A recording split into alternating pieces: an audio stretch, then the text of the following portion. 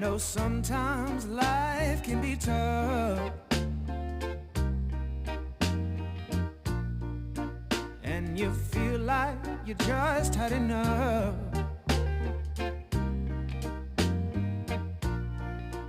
When you're thinking everything is gone wrong, just remember that I'm here to cheer you on. Yeah, I wanna pick you up from the ground, let you know that I'm always around. 'Cause I know we can make it, yes we can make it if we try. Keep Black on people are a trying. You got it. I believe in you. You got it. I know you got this. You got it. Just keep on trying. You got it. There's been a lot of bumps in the road. Oh yeah. Always carrying that oh so heavy load. When you feel like there's too much on your plate, and I'll help you carry some of that weight. I wanna make you understand, let you know that there's always a helping hand. 'Cause I know we can make it, yeah we can make it if we try. Yes we can make it if we try. Keep on trying. You got it. You're gonna make it. Got it. I believe in you. Got it. Trying. Keep on trying, girl. Got it. You're gonna make it. Got it. 'Cause I believe in you. Yeah. Just keep on trying. Got to keep on trying. Now, baby, I believe in you.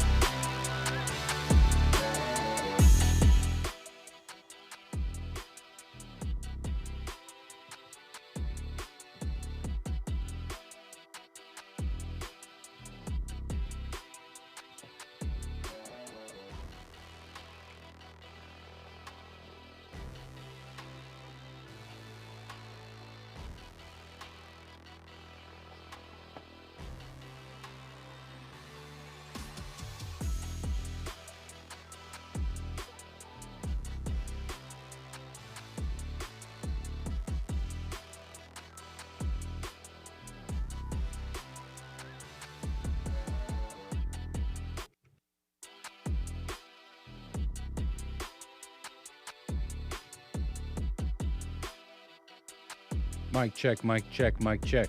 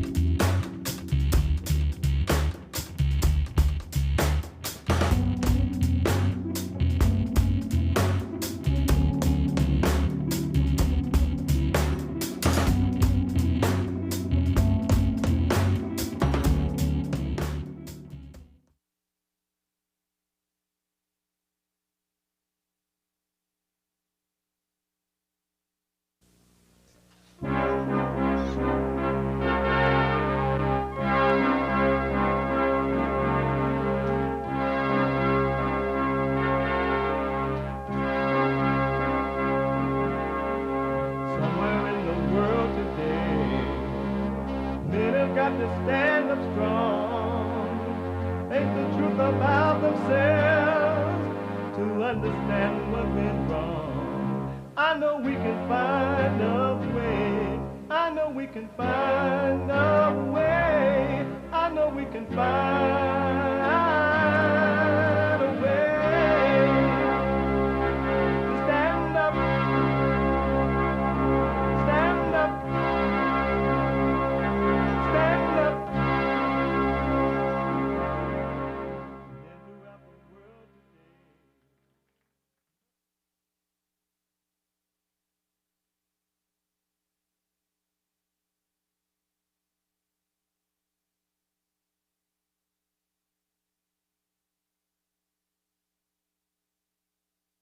Uniting the races with truth instead of dividing them with lies.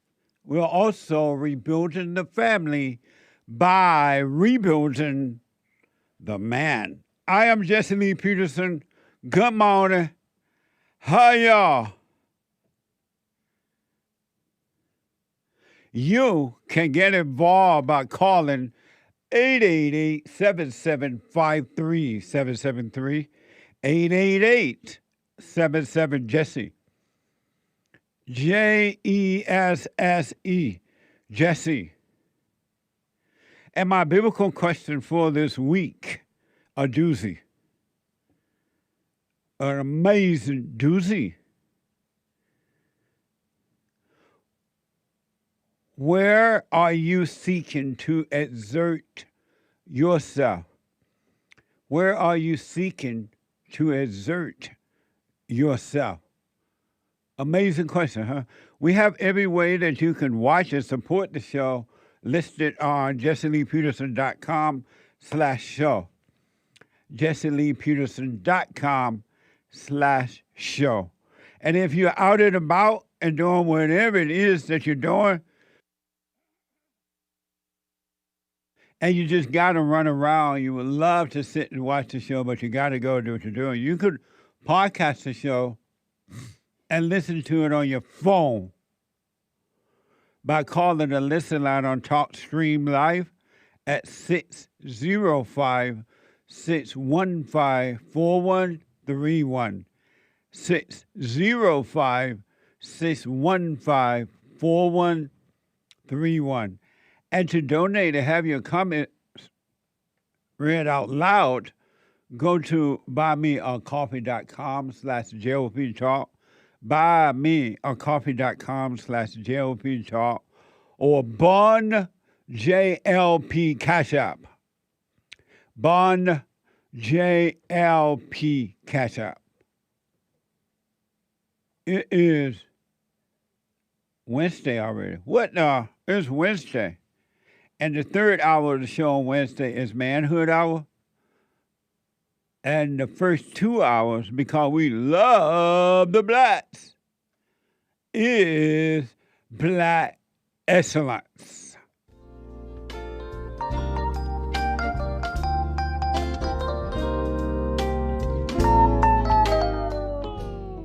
What's wrong with the black? It blows my mind how black people go in everybody else's business and bully them. I want to make sure we agree on that first. No, we disagree. Hold on. I'm on your ass, Jesse. What the? Come on, Coon. Hey, Tony, my mirror fro about to come off. I think you've pretty much pissed off everybody. He black. He black. So, update. The phones are working again, folks. For the last 2 days, the phones were not working. Not only was not the call-in phone number working, but the office line number were not working. And it wasn't our fault. I can truly tell you that. We got this update from the telephone company that they were having some type of issues. And so we got on them on Monday, hey, you got to come and fix the phones. And they finally came yesterday. And it seemed that all of the phones are finally working. Get behind me, Satan. Again, that's right. And so they're all working now, right? And so welcome back on the show. One of the smartest white men in this planet is here. He is the friend of Bond, Jesse Lee Peterson, and everyone around the world. He's here every month, the last of every month. Bill Lockwood, y'all know who it is. I hear from you all the time how much you love Bill Lockwood. He is the host of Patriotic Pulpit,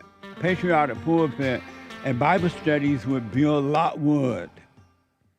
He's a preacher at Owl Park Church of Christ in Texas.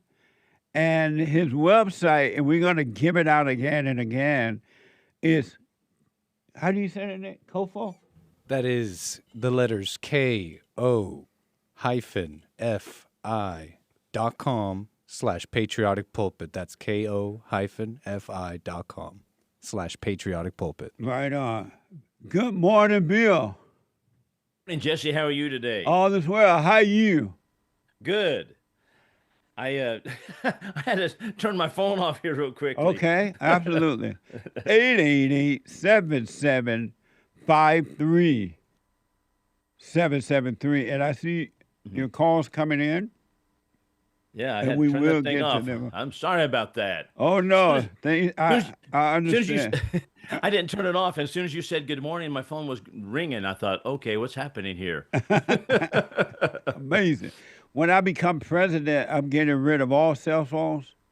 Boy, that's a good idea. And just going to have landline. Especially in school. They Yeah. need to get rid of them in schools. That's right. It's amazing that teachers or the principal of the school allow these kids to bring phones to school, and that the parents would allow the children to take their phones to school. It's not even necessary. You know, it's such a sad situation because the school systems have traditionally said, at least those that in this area have said, we can't have cell phones in school and we don't want the children to have them. But they were so prominent and so prevalent in the classroom that the teachers began using the cell phones, and they say, well, let's play a game and everybody get on this website. And so they create a little website for the classroom and everybody vote. It's just, it's so out of control because that's what's happening in the public school system. So a lot of places they're trying to crack down on it and say, and the same thing with Chromebooks. The Chromebooks that they use in the public school systems are really not productive. I think they're hindering really good learning. But yeah, at any rate, that's the technology. Technology has its place, but it shouldn't take over everything. So that's the classroom. Yeah. What are Chrome? You say Chrome's books? Well, it's a computer, a Chromebook. Yeah. Oh, okay. Every student at Wichita Christian, for example, where I am, is issued a Chromebook, and every student at WFISD, where I was, in Wichita Falls, the independent school district, was issued a Chromebook, and that is just a computer that they use. But, the teachers end up having to be, they have firewalls on them so the kids can't get to sites that they don't want them to be on. But the teachers end up simply monitoring on their home screen what all the classroom is doing and what websites they're going to. And these kids, they know how to go around the firewalls. They know how to skirt around it. They go to websites that they shouldn't be on, and they send messages to one another. And it's out of control, but it's really hindering good learning. Right. I remember when we were not allowed to use adding machines in our class, and we had to figure out the problem ourselves. And then when they first started bringing adding machine calculators, I think they call it calculators. Yeah, right. But in those days, they were called adding machines. And we had to figure the math out ourselves. And then they finally started to allow calculators to come in, but it made us dumber because we stopped using our brains to figure out the problem. Right. Yeah. So that's exactly what's happened, not only in mathematics, but seemingly in everything. That is, they use AI to help write papers. They use AI for everything. They use the internet to figure out different equations in science. And regarding history, they just look up an answer. And then instead of reading a book and gleaning what they need to know out of a book, they simply put in a question to the internet and they find out the answer. So that's basically what's happening in the public school system. The kids have gone away from. So I remember in the public classroom, the kids did not want to read a book, and they said, if you make me read a book, then I'm not going to read a book, and blah blah blah. And, they're just rebellious about it. They're so addicted to it. It's an addiction that they get into the cell phone. So that's what they want to do. But that's what's happening. When you were in high school, were it called calculators or adding machines? Well, they were calculators, but I was not very adept at using those anyway. So because I did not do well in math, but they were calculators. Oh, okay. One other thing about that, great big ones. They're great big ones. Yeah, sure was. That's amazing. Yeah. One other thing I realized too, as a result of the cell phone, I don't remember phone numbers anymore. I remember before the cell phone came about, I would remember my own son's phone number and just dial it because I would remember it, or my family members or someone. And now I have to look it up on the cell phone because I don't remember the numbers anymore. That's right. And a lot of people in our age bracket remember the phone number that they grew up with. Yeah. But we don't remember phone numbers now. But I remember the number that I had when I was in high school. I remember the home number there. And a lot of people are that way. They remember the numbers they had long ago. They remember the numbers of their friends. But now I don't know anybody's number. I don't even know my own number. I can hardly think of my own number. What's my number? Yeah. What a mess. It is a mess. Oh, God. So before I want to talk to you about the Southern Poverty Law Center's situation, but the other day there was another assassination attempt against the Great White Hope. What are your thoughts on that? Well, when it goes back to places like the Southern Poverty Law Center. That's the very purpose of the SPLC is to gin up hatred and violence on the left. That's the very purpose of it. They continue to use the epithets against conservatives. They continue to have a hate map and talk about the hatred on the right, and they simply gin up all the hatred. So what is happening in our country, the Democratic Party has become simply the Southern Poverty Law Center, and they have created this narrative of hatred that Trump's a fascist and Trump's a dictator and Trump wants to be king and there's no king protest. And so they continue to go in that direction, even though they don't even know what fascism is.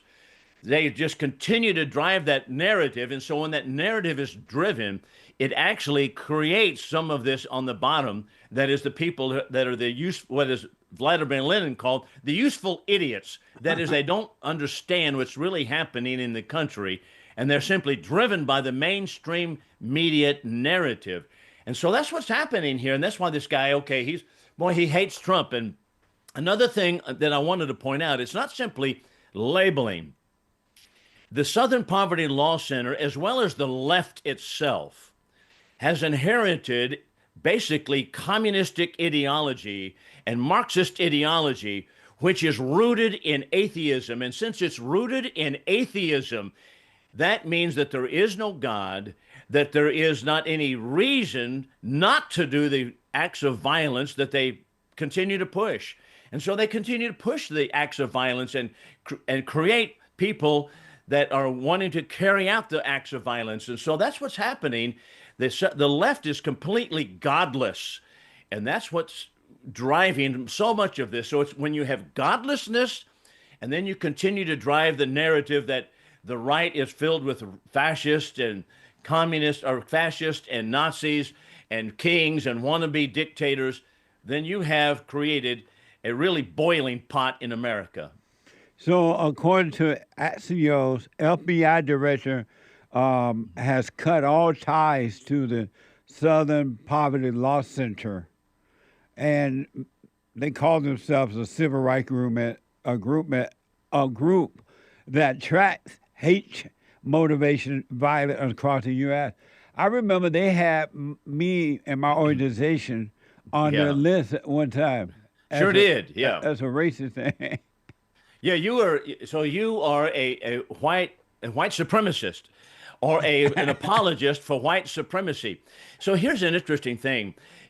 What turned me on to, or what got me really keyed into what was going on here, many years ago, maybe 15, 20 years ago, you remember Carol Swain, who's a black Christian woman, just a great Christian woman.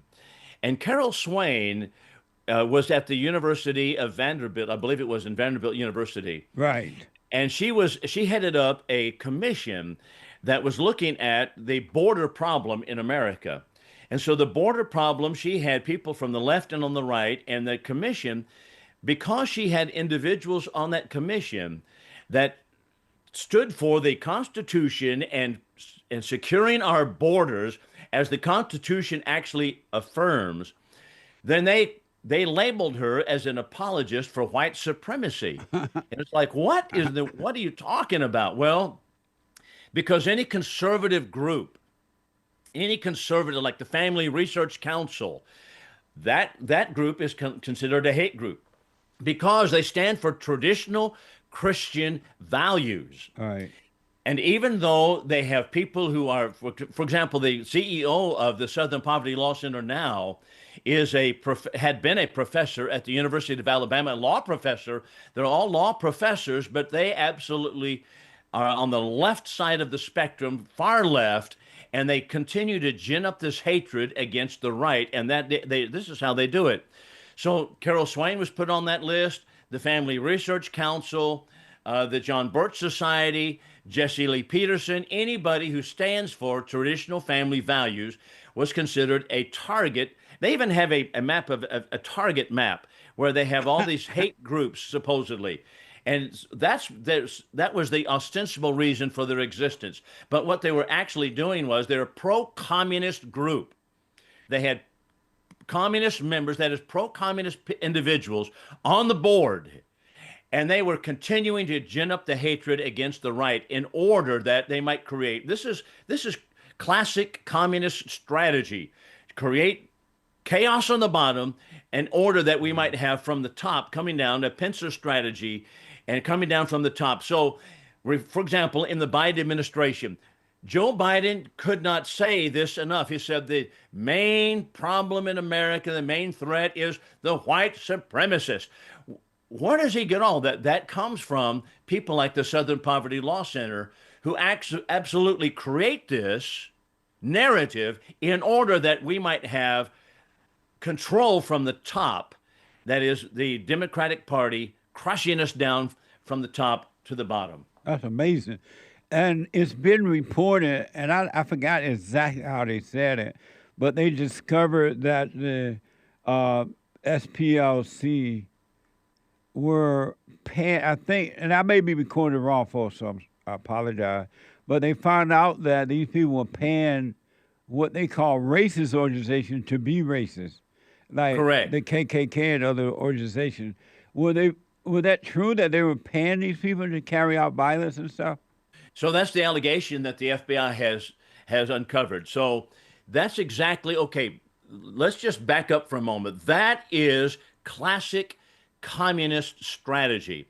Antonio Gramsci was an Italian Marxist who died, I think, about 1937. But his idea regarding how to get communism in America, or how to get communism in a free country, and that is you absolutely create the chaos on the bottom, and at the same time, then you're able to come down, as I mentioned a moment ago, the pincer strategy from the top. And so you have so you create so much of a problem down here that the lawmakers just have to get busy, and they have to crush what they perceive as the problems on the bottom.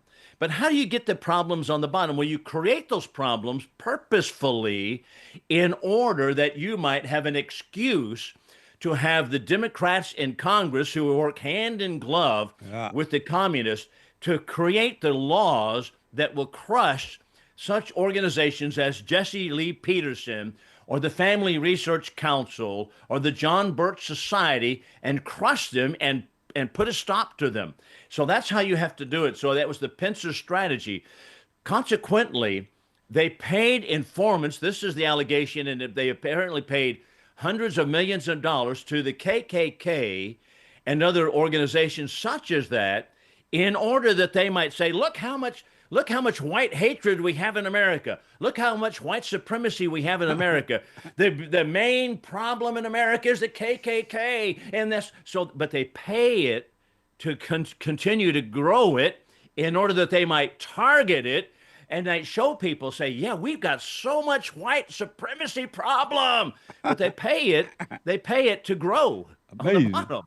And that's why they do it. And so since if that's true, and allegedly they said that happened, and the KKK were predominantly white group, why would a white group who's already being accused of being racist and hateful, why would they accept money from the SPLC to present themselves as a hate group, since white people are already accused of that?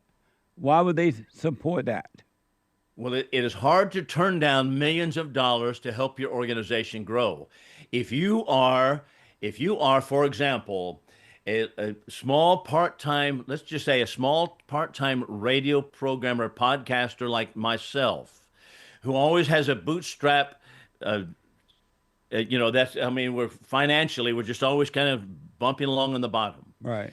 And I'm being offered $100 million, or maybe let's just say $1 million, to go ahead and get out there and say what I want to say.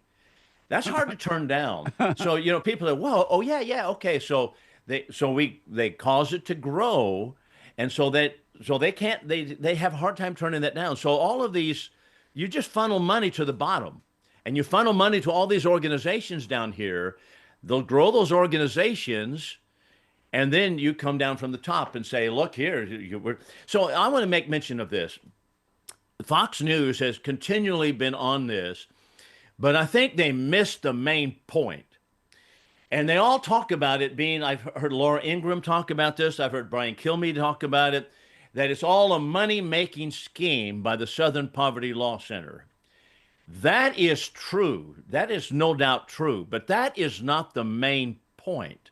The main point is to drive legislation in Congress to curtail those on the right. That's the main point, to create chaos in order that they might create legislation to stop those of us on the bottom by labeling us as white supremacists who are liable to violence at any particular moment. So, for example, the man that went into the Family Research Council offices in Washington, D.C. a number of years ago, he himself was ginned up by the Southern Poverty Law Center. He thought the Family Research Council was a hate group, and he was just so moved by that he went in there and shot up the building, wanted to shoot up the people in it. And he took Chick-fil-A sandwiches in there, said, I'm going to rub them in their dead faces after I shoot them. Well, wow. Why was he so motivated to do that? Because number one, the left has no God. And so now they continue to create the problems on the bottom with all of these people who are the useful idiots. And they say, well, but we got the hate group over here, the Family Research Council. He says, you know what, I'm going to go in there, I'm going to shoot him up. And that's what he does. That is amazing. As you were speaking, I'm reflecting on when I was growing up, and before there was a so-called Martin Luther King movement thing, civil rights movement, black people and white people were doing their thing. They would treat each other, for the most part, as they would like to be treated. We were taught that, to love and treat everybody the way you would like to be treated. And things were fine. And then the so-called civil rights movement came along, and then they start to tell black people that the white people are holding you down. They're holding you back. And so they started to organize these blacks, especially the younger blacks, and they told them that the white man is racist. They won't let you into their cafe. They won't do this and that. and the blacks started to believe that, and they turned on the white man and white people. And so 70 years or so have gone by, and the blacks are still not free from that idea that somebody can hold them back. And that's the same, it sounds like what you're saying about the SPLC, it's the same type of socialist communist idea. That's correct. It is a pro-communist idea. As a matter of fact, there are many crossovers between different communist organizations and the Southern Poverty Law Center. For example, the SPLC featured a glowing, wonderful interview with Bill Ayers. Bill Ayers is a self-proclaimed communist agitator who himself bombed people and killed people in the 1960s. Remember Bill Ayers and his wife, Bernadine Dorn. They now are ensconced in educational organizations, but the Southern Poverty Law Center featured a great interview talking about what a great man was Bill Ayers. Not only so, but people like Chip Burley, who was at one time in the Southern Poverty Law Center, he himself worked in the Socialist Party of America. And they had a lot of people cross over. James Rucker, for example, who was himself one of the founding members of Van Jones's group, the name of the Color of Change. Van Jones, remember Van Jones, a self-proclaimed communist, worked with James Rucker to form the Color of Change. James Rucker was on the board of Southern Poverty Law Center. There's a crossover here, and so they use all of these communists, and that's how they're doing it. That's why they do it. And here's the dangerous thing also. It has become so ensconced and so ingrained in the politics of the Democratic Party that the FBI under Bill Clinton, Barack Obama, and Joe Biden and others, the Democrat Party, they actually used material from the Southern Poverty Law Center. So they were all in bed together. Amazing. And as a matter of fact, the Southern Poverty Law Center confessed that they were actually feeding information to the FBI, even though they are an illegitimate pro-communist group. They were feeding information to the FBI. So now that gives you an idea of how deeply ingrained was the SPLC in the politics of America. But that's the point.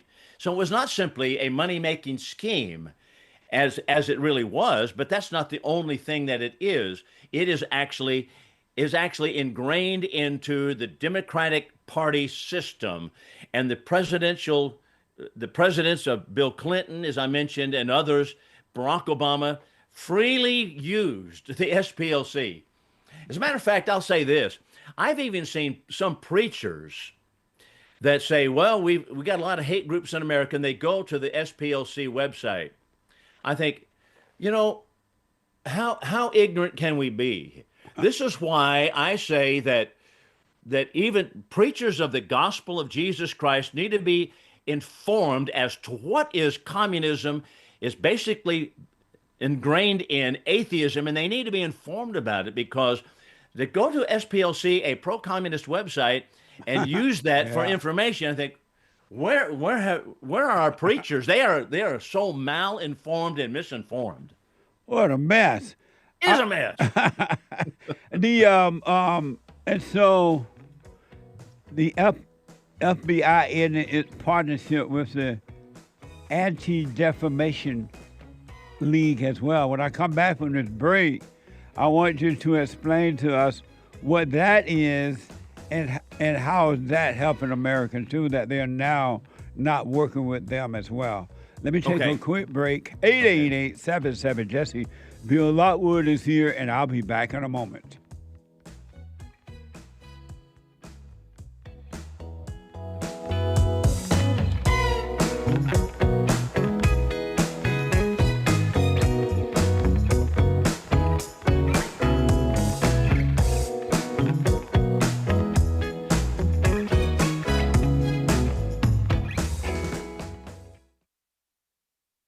Hey, listen, before I ask my question, I want to thank you so much. The silent prayer, you know, I'm 50 years old. At home, we have a 16-year-old, 14-year-old, and a 10-year-old. And I got to tell you, introducing the silent prayer to my family, instead of just sitting down and saying the same old prayer over and over again before we eat our meal, to just be silent, bringing all thoughts into captivity. Brother, that has been such a huge, huge blessing in our lives. I just want to encourage anyone to try that out. It's amazing to look around after we've done our silent prayer before we eat, to see the excitement in my kids' faces, like, oh yeah, Dad, I had a bunch today. Or the other one will be like, yeah, you know, I had a couple things that I've been thinking about. It really takes root, Jesse, and so I want to thank you so much. And ever since then, it's been absolutely amazing. So thank you so much. You're welcome, Tony. Stay with it, stay with it, stay with it. You're going to know God and his love. It's going to be amazing, man.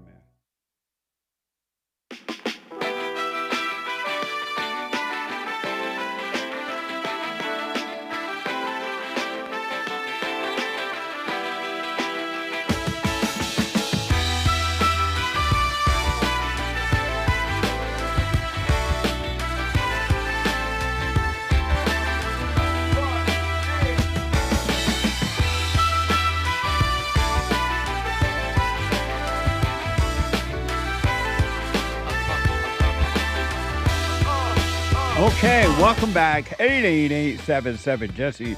Quick announcement.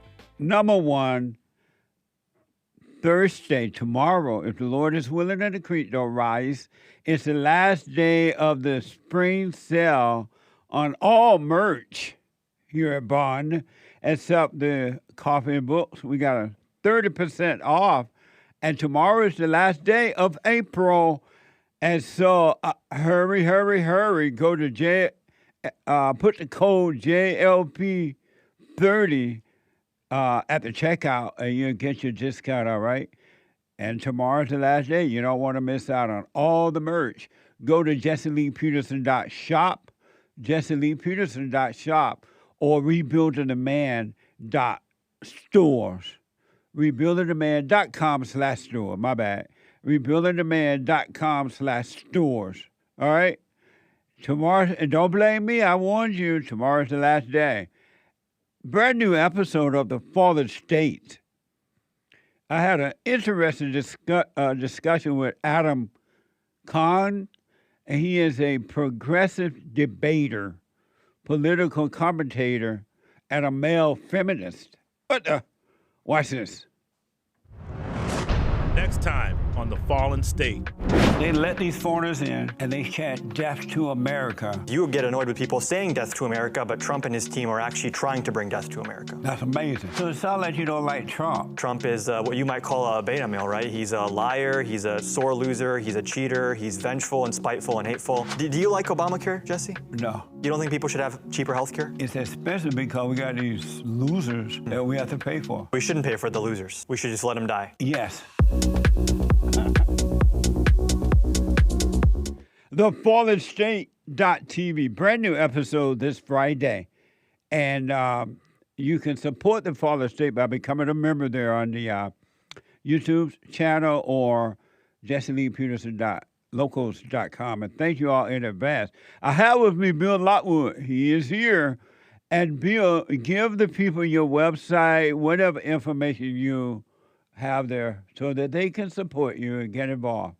Yeah, thank you for that, Jesse. Well, the podcast I do is Patriotic Pulpit, and the website that I have also, it's actually sermons that I preach, are Bible Studies with Bill Lockwood, and you can find that on YouTube as well. So Bible Studies with Bill Lockwood and Patriotic Pulpit, both of those are different venues that I have.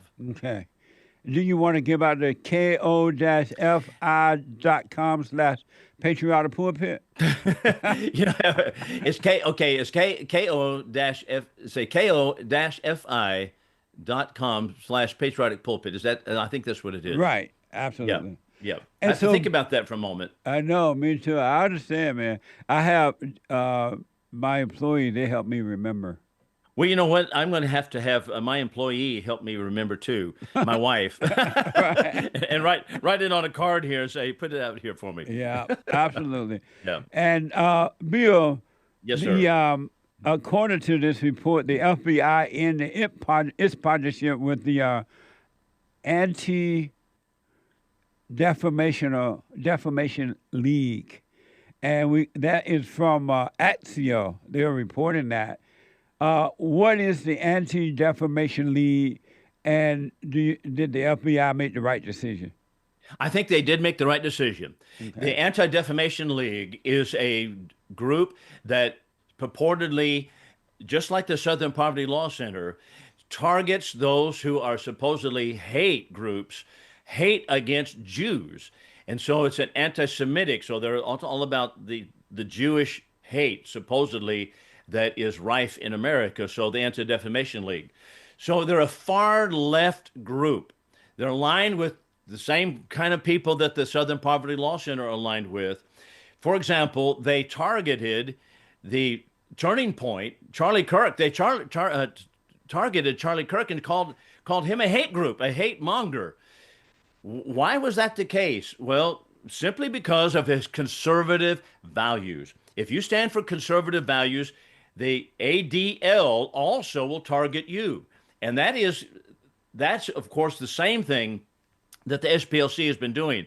So I believe the FBI has done, and the government has done it correctly to sever its ties. How, you might think about, how did all of these far left groups attach themselves like barnacles on an old ship to the ship of state that we have? Well, it happens because we have not been very diligent regarding what are the far left groups and what their goal actually is, which is the bringing down of America and making us a socialistic nation. That generally is the goal of the far left groups. But the ADL is a far left group itself, and it's just like the SPLC. And so the ADL is made up of Jewish people? Well, I don't know if they're all Jewish people, but I don't know the staff of it. Right. But they are about the supposed hatred against Jews. Oh, so they're supposed to be looking out for the Jews. That's correct. Oh, yeah. I see. My question is, how did it get to the point where white people in all the white countries, white people are made out to be the number one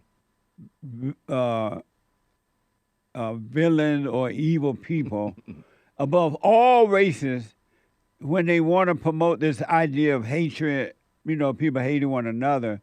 How is it that they are able to succeed at presenting white people as the number one evil ones? Like, everybody tends to use that. They don't point out any other color people, for the most part, as racist groups or hate groups or anything, for the most part, exception to the rule. How is it that white people were made to be the bad people in their own countries?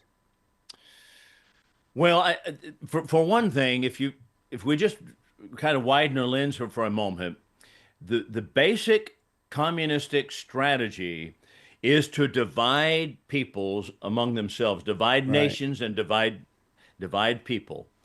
There is a natural fissure, that is a natural crack in America as well as other countries that have more than one race of people in them, and that is race. Race is a natural fissure. Consequently, it is easy for them to take a wedge and drive it between the whites and the blacks. So, for example, people like in the Black Panthers of yesteryear, the Huey Newtons of the world, they will tell you that's exactly what they were all about.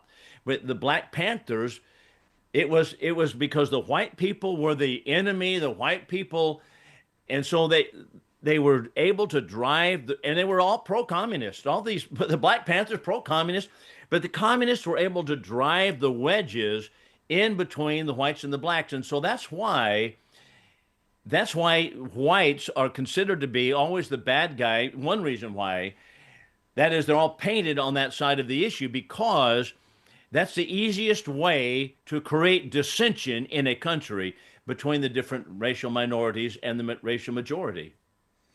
Why why do white people not stand up and say, no, we're not going to put up with this, get out of my country with this type of mess? Why do they tolerate it at all? Well, I think I think the reason goes back to how did what is called progressivism, socialism is what progressivism is.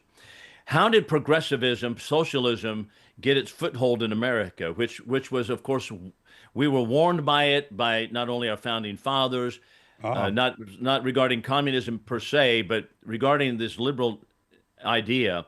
And why was that the case? Well, it started back in the time, particularly of Theodore Roosevelt and Woodrow Wilson, where they were able to take a big government model, and when the government promises, just maybe break it down simply here, if I'm running for office, and I have in front of me many possible constituents, and I say, well, I am going to, in office, I'm going to give everybody on this side of the room, I'm going to give you a check for whatever purpose, whatever it be, a disability check or a check for welfare or a check to help you with your, like the clip you showed for the medical care, the clip you showed the guy say, we need to get healthcare costs down and the government's going to be able to do it. Yeah. I'm going to do that as a government operative.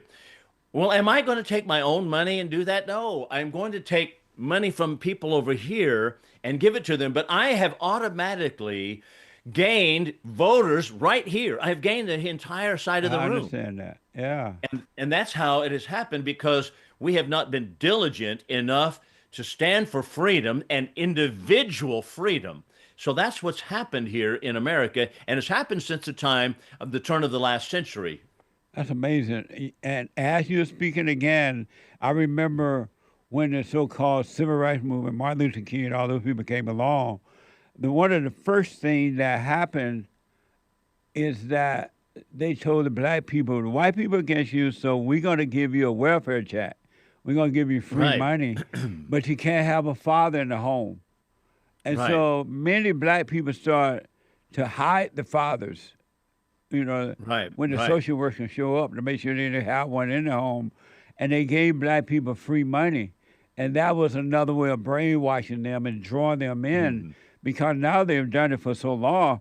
I literally know black women who have babies to stay on welfare in order to stay there. Oh, right? Yeah. And so now you can't even stop the money, the free money, because if you do, you're going to have a war on your hand.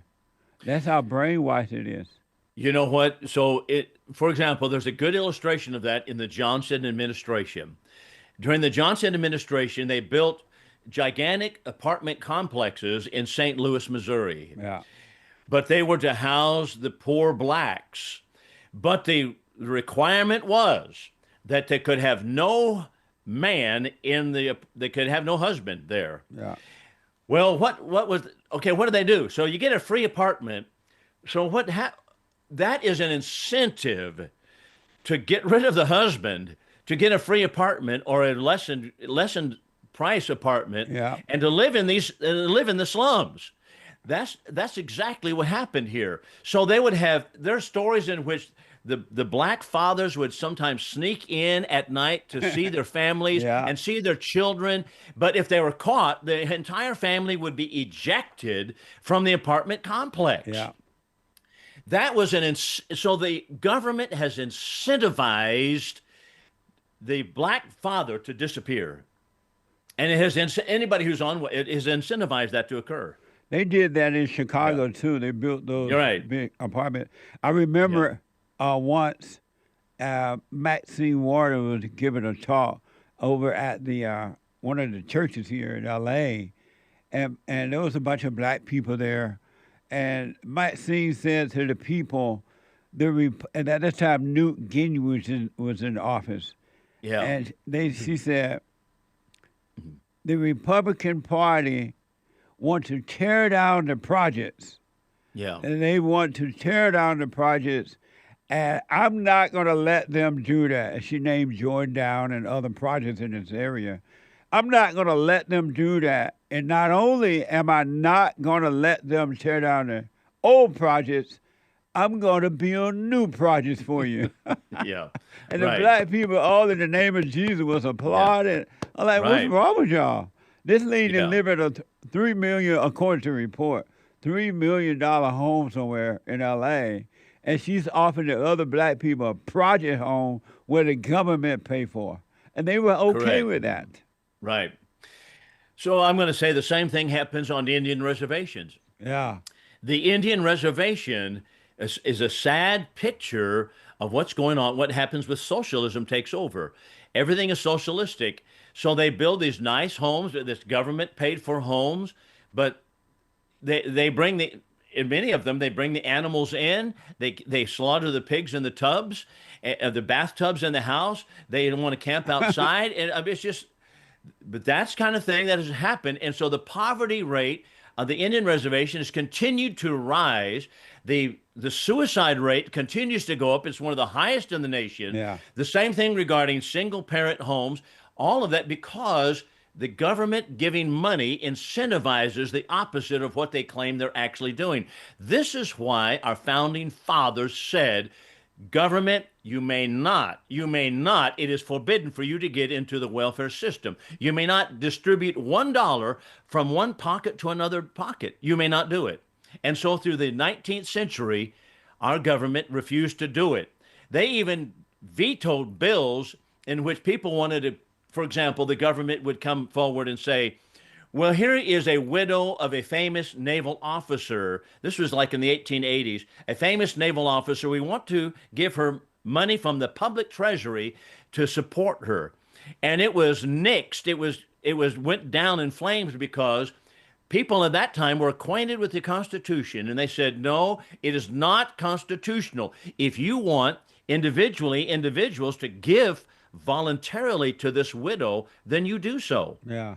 Right. But once it got started about the progressive era where you take government money and start giving it to the other side, then the gates were open, and now the floodgates are so wide that we cannot seem to put a stop to it. And so our debt and national debt has just skyrocketed, and most of the budget today is redistribution of money.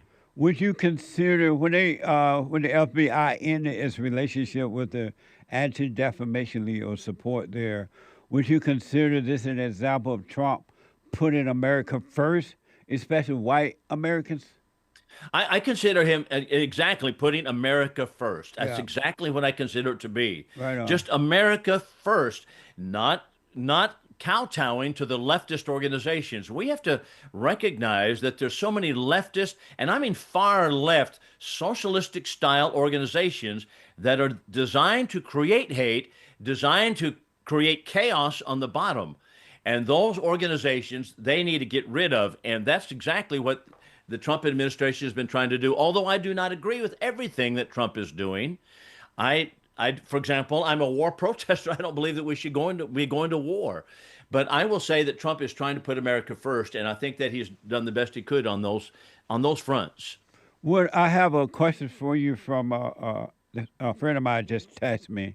He said, and it's a question, the money was the amount of money funneled to different affiliate organizations to be given over to the KKK and other organizations, so that the Southern Poverty Law Center give money to other organizations, and then that money would give it over to the KKK and other groups. That's how they do it. Correct, and that's called money laundering. So that's exactly how they've done it. They've funneled the money because they know that it will look very bad if they write a check to the KKK. But that's how they get the money over. Yeah. So this money laundering. That's what they do. Right. One other man, the time going by fast. I want to ask this: the guy that has been accused of trying to assassinate the president the other day. Correct. They said he was half black, half white. He was educated, supposed to be an engineer and all that. What would cause him to? Who is to blame for him getting so angry at the president or hated the president so badly that he would be allegedly accused of attempting to kill the president. He was educated, he was smart, according to the report. Mm-hmm. Why would he want to kill the president? So let's just think about the Southern Poverty Law Center as an illustration. This SPLC is headed by a man who was a law professor at the University of Alabama. Right. These law professors are actually the ones who are, and he was supposedly a constitutional law professor, but they're the ones who are actually stoking the hatred against America. So the educators today going to colleges, coming out of the colleges, are extremely, extremely liberal. The young educated, they used to be the teachers in the olden days, in the 1960s, 70s, 80s, were all very, very conservative people, oriented themselves as Christians. But today, that is not the case. They're coming out of the universities, and they're so liberal, they're so far left, that they have this Marxist type of worldview. And they don't mind indoctrinating children in their own classrooms. And so that's the kind of teachers that we're putting out. So that's, okay, so I'm not surprised. Oh, yeah, he's a teacher. Well, no doubt. He's probably in the classroom indoctrinating his kids, just as we've seen all across America. They indoctrinate children into Marxist worldview. Is so-called, is hate speech free speech? Yes, hate speech is free speech. And so here's the thing about it. Who defines hate speech? Right. Who defines what is hate? That's the problem with saying, okay, well, this is a hate crime. We've used, okay, this is a crime. Now this is a hate crime. Well, who defines what is hate? It depends upon who's doing the defining, doesn't it? So if the Southern Poverty Law Center is defining hate, they're going to say anybody with a Christian worldview that has a conservative background, that believes in the Constitution, the actual Constitution, conservative values, a Christian worldview, that person is hateful. They're going to say that's hateful. Well, they're the ones defining hate. So it just depends upon who defines hate. That's why our founders would never have gone with the idea of, well, this is a hate crime and this is a non-hate crime. Crime is crime. Yeah. And so we can't say, okay, that's a hate crime. Well, he was motivated by an anti-Jewish motivation here to create that, to cause that crime or to commit that crime. We can't say, well, this man committed a crime against a black man, therefore he killed a black man, therefore, well, now that's also hate. So we add penalties to it. That was, I objected to this when George H.W. Bush started to bring this forward, said we need to have hate crimes. It manufactures the entire scenario that you can now create a category of hate separate and apart from the crime itself. And that hate actually supposedly causes the crime. So, but who's defining hate? Who's defining it? Yeah. It's just like who defines love? Who defines love? Bill, who defines patriotism? Bill, I know you got to go to work and all that. I think. Oh no, I don't have to. I'll just tell it. Okay, I have one other. I'm not coming in today. Right. I have one other question for you about, maybe two, about the war in Iran. Can you hold? Right. Let me take a break, and I'll come right back to you about that. Yeah, I'd be happy to. Okay. Yeah. I got to take a break. The hate news is coming 2 more hours ago. Back in a moment. Punchy's coffee. I have my own coffee now. Punchy coffee is good. Every bag is roasted to order. Freshest flavor. Top quality. Specialty grade beans. Good. Every dime goes back to Bar, my nonprofit. And we are rebuilding the family by rebuilding the man. So when you're drinking coffee and enjoying it, just know you're helping somebody. Amazing coffee. Punchy has his own coffee now. What the? And it's so good. All the way from the plantation to my own coffee. Who would have thought? Did that coffee come from the plantation? Did I pick my own coffee? Check it out. Go to rebuildingtheman.com,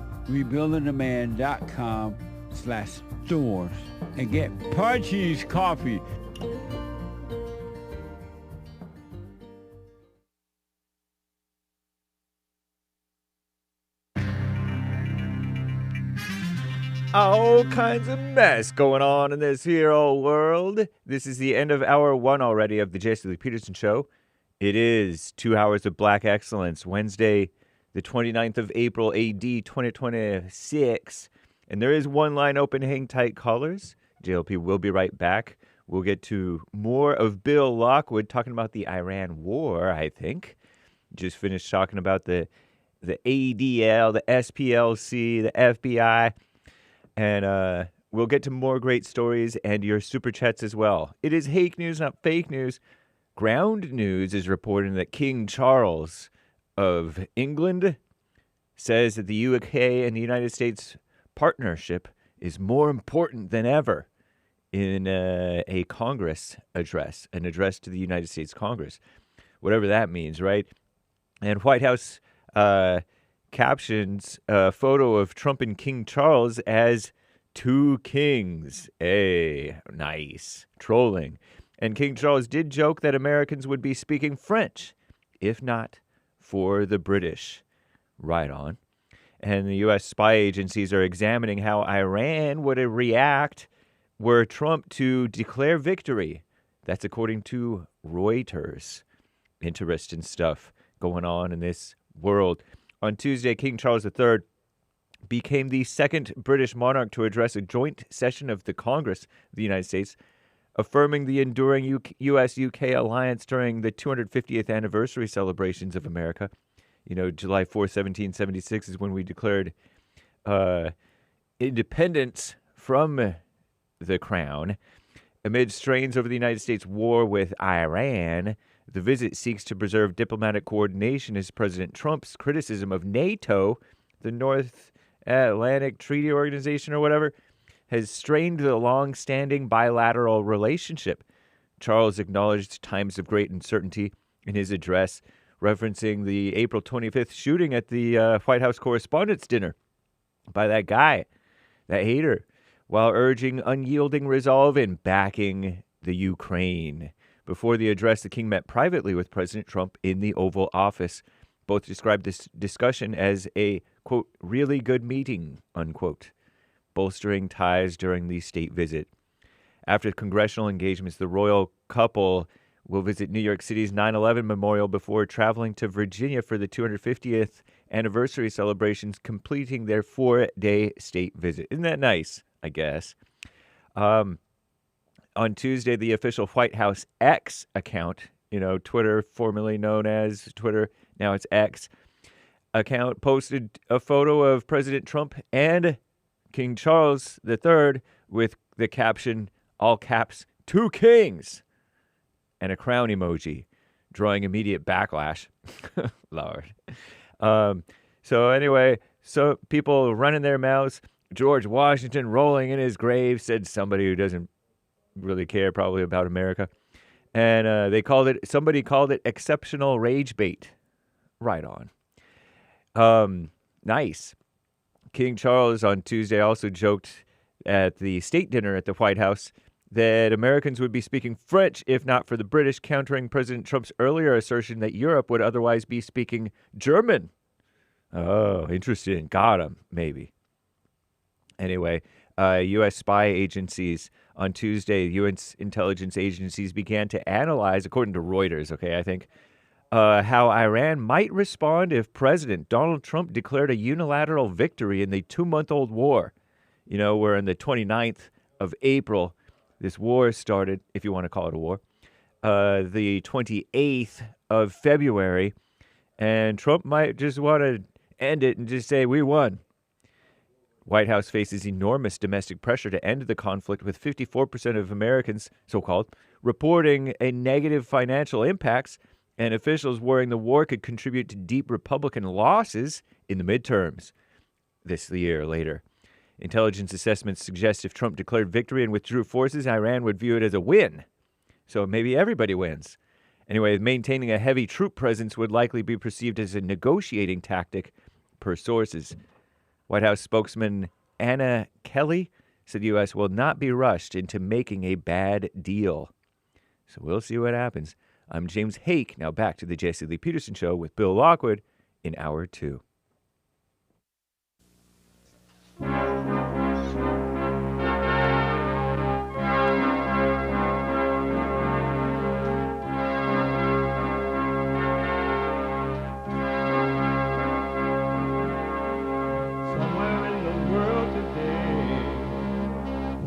got to stand up strong. Ain't the truth about themselves to understand what went wrong. I know we can find a way. I know we can find a way. I know we can find a way to stand up, stand up, stand up.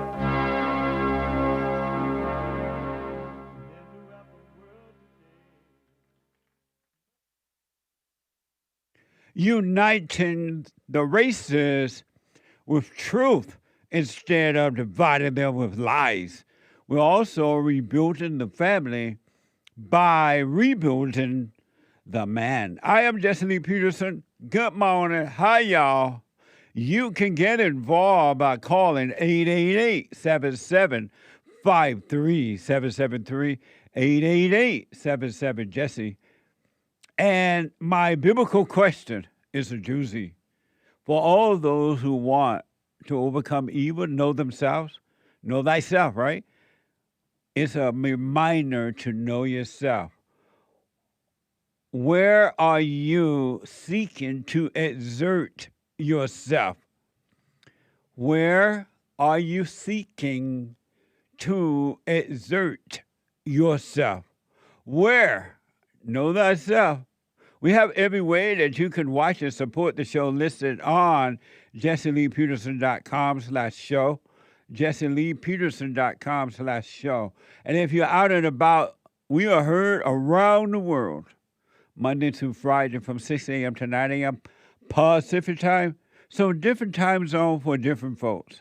So you got to run around, but you would love to hear the show as it is happening. You can podcast it, but you can also listen on your phone as it is happening anywhere in the world by calling the listen line on TalkStream Live at 605-615-4131, 605-615-4131. And to donate and have your comments read out loud, go to buymeacoffee.com/JLP Talk, buymeacoffee.com/JLP Talk, or Bond JLP Cash App. It's Wednesday. The third hour of the show every Wednesday is Manhood Hour. And the first 2 hours, because we love the blacks, it is Black Excellence.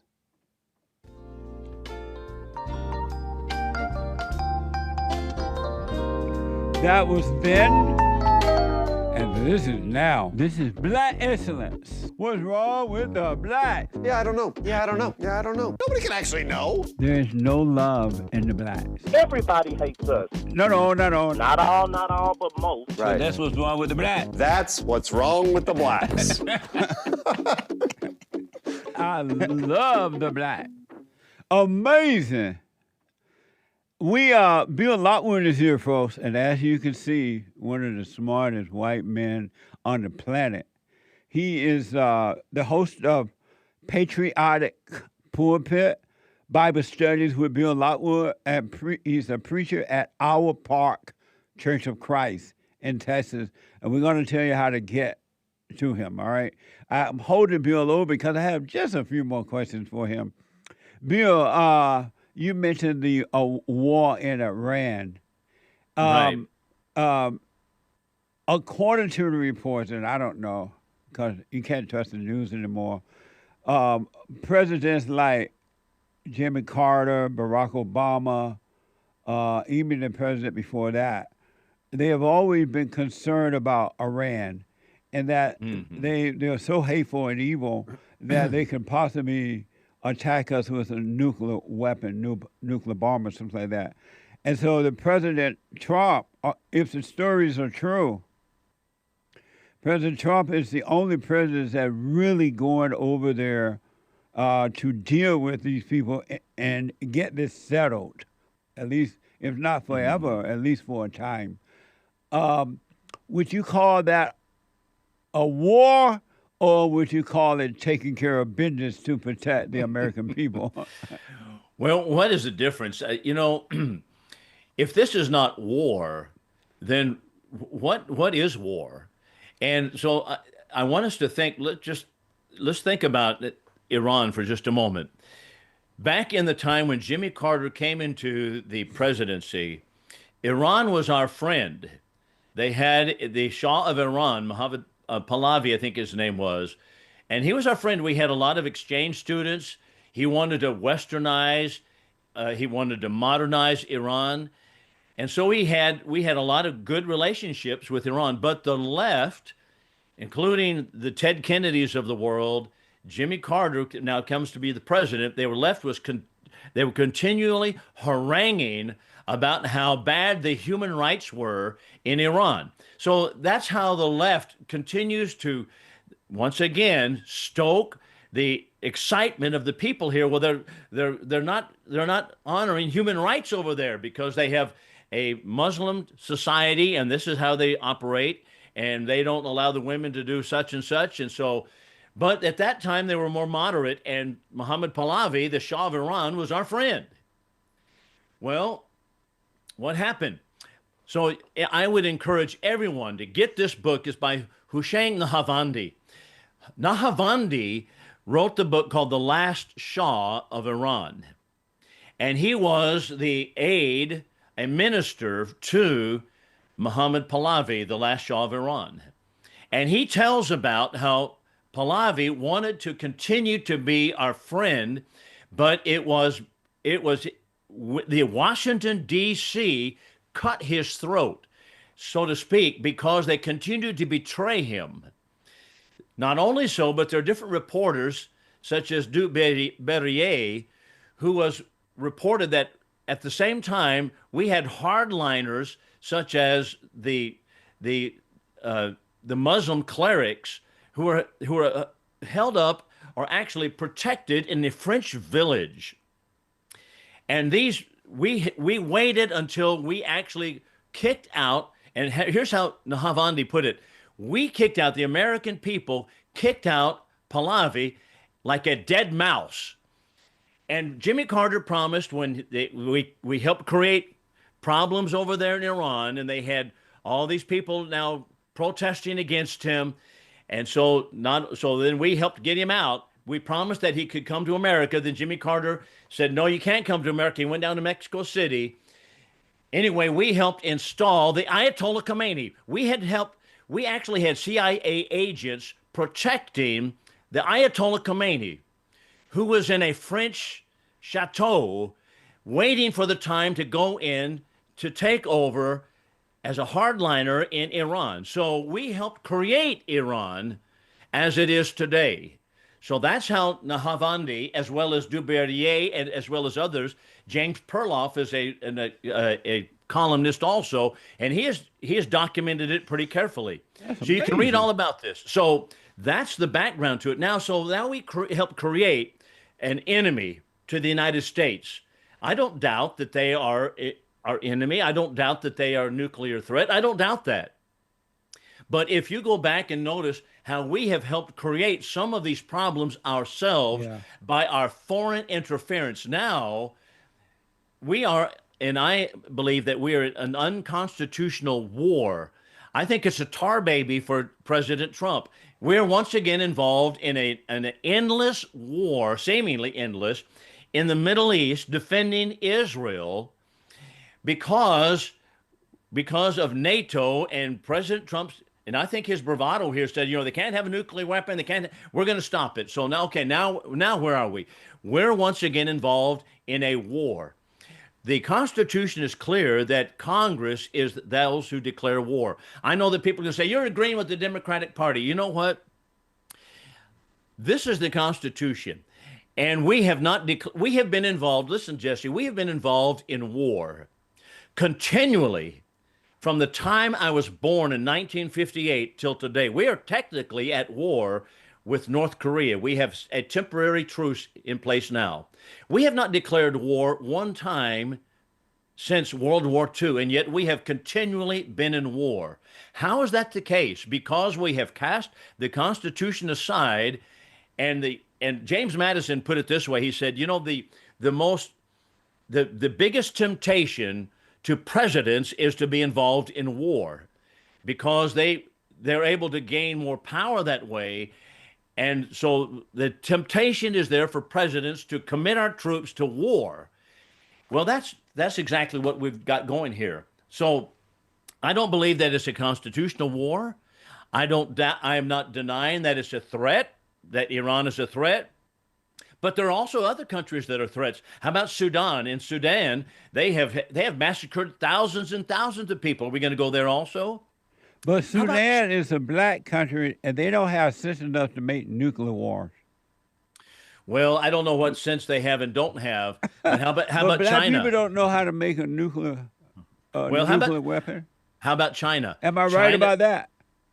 Well, I don't know who can make a nuclear bomb and who cannot. It's beyond me, Jesse. So I'm right there with the blacks, because I don't know how to make a nuclear weapon either. Right. But so you think about China. China is also a threat to the United States. They have been undermining the United States since the 1940s, and yet we have assisted them, and our Congress has absolutely encouraged them and built up theirs. And the idea is, well, if we help them to modernize, then they'll get out of communism. No, that's not the case. That's not how you defeat communism. Same thing in North Korea. We were warned about this by General Douglas MacArthur. He said, you cannot defeat communism by simply staying behind the 38th parallel in Korea and hoping for the best and saying, you stay on your side of the line, we stay on our side of the line. That's not how you defeat communism. So consequently, we have been at war continually. We fought the longest war in any time in the United States in Vietnam, but it was undeclared. An undeclared war. Excuse me. So President Trump is the only president I'm aware of that is taking China seriously, and he kind of watching them on the sideline as well. Yeah, and I appreciate Trump for that. I believe he's right about that. Yeah. I believe that he's on target with that. But at the same time, we have to recognize that NATO, the North Atlantic Treaty Organization, that NATO is an adjunct of the United Nations, which is designed for world government. So by the blood and money and treasure of the American people, we're going to war continually. So in Vietnam, I mentioned, that's the longest war we have ever fought. It was an undeclared war. Yeah. So consequently, now the North Vietnamese, the NVA, mistreated our prisoners horribly. They tortured them continually, as everyone knows. And they probably would have done so anyway. But one reason they said, well, because it was an undeclared war, and they said our pilots were air pirates. And so the pilots were badly mistreated. All of our soldiers were mistreated because it was an undeclared war. Now, that was their excuse for it. They would have probably done so anyway, and I'm quick to add that. But the point is, we have been fighting wars continually, undeclared. What does the Constitution mean?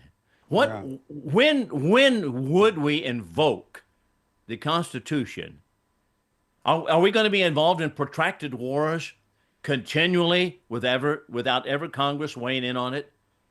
I don't think that we're doing right here. So if it's true that Iran has nuclear weapons and they could possibly use them on us and other countries, should the president be there trying to do something about that or not, if it's true?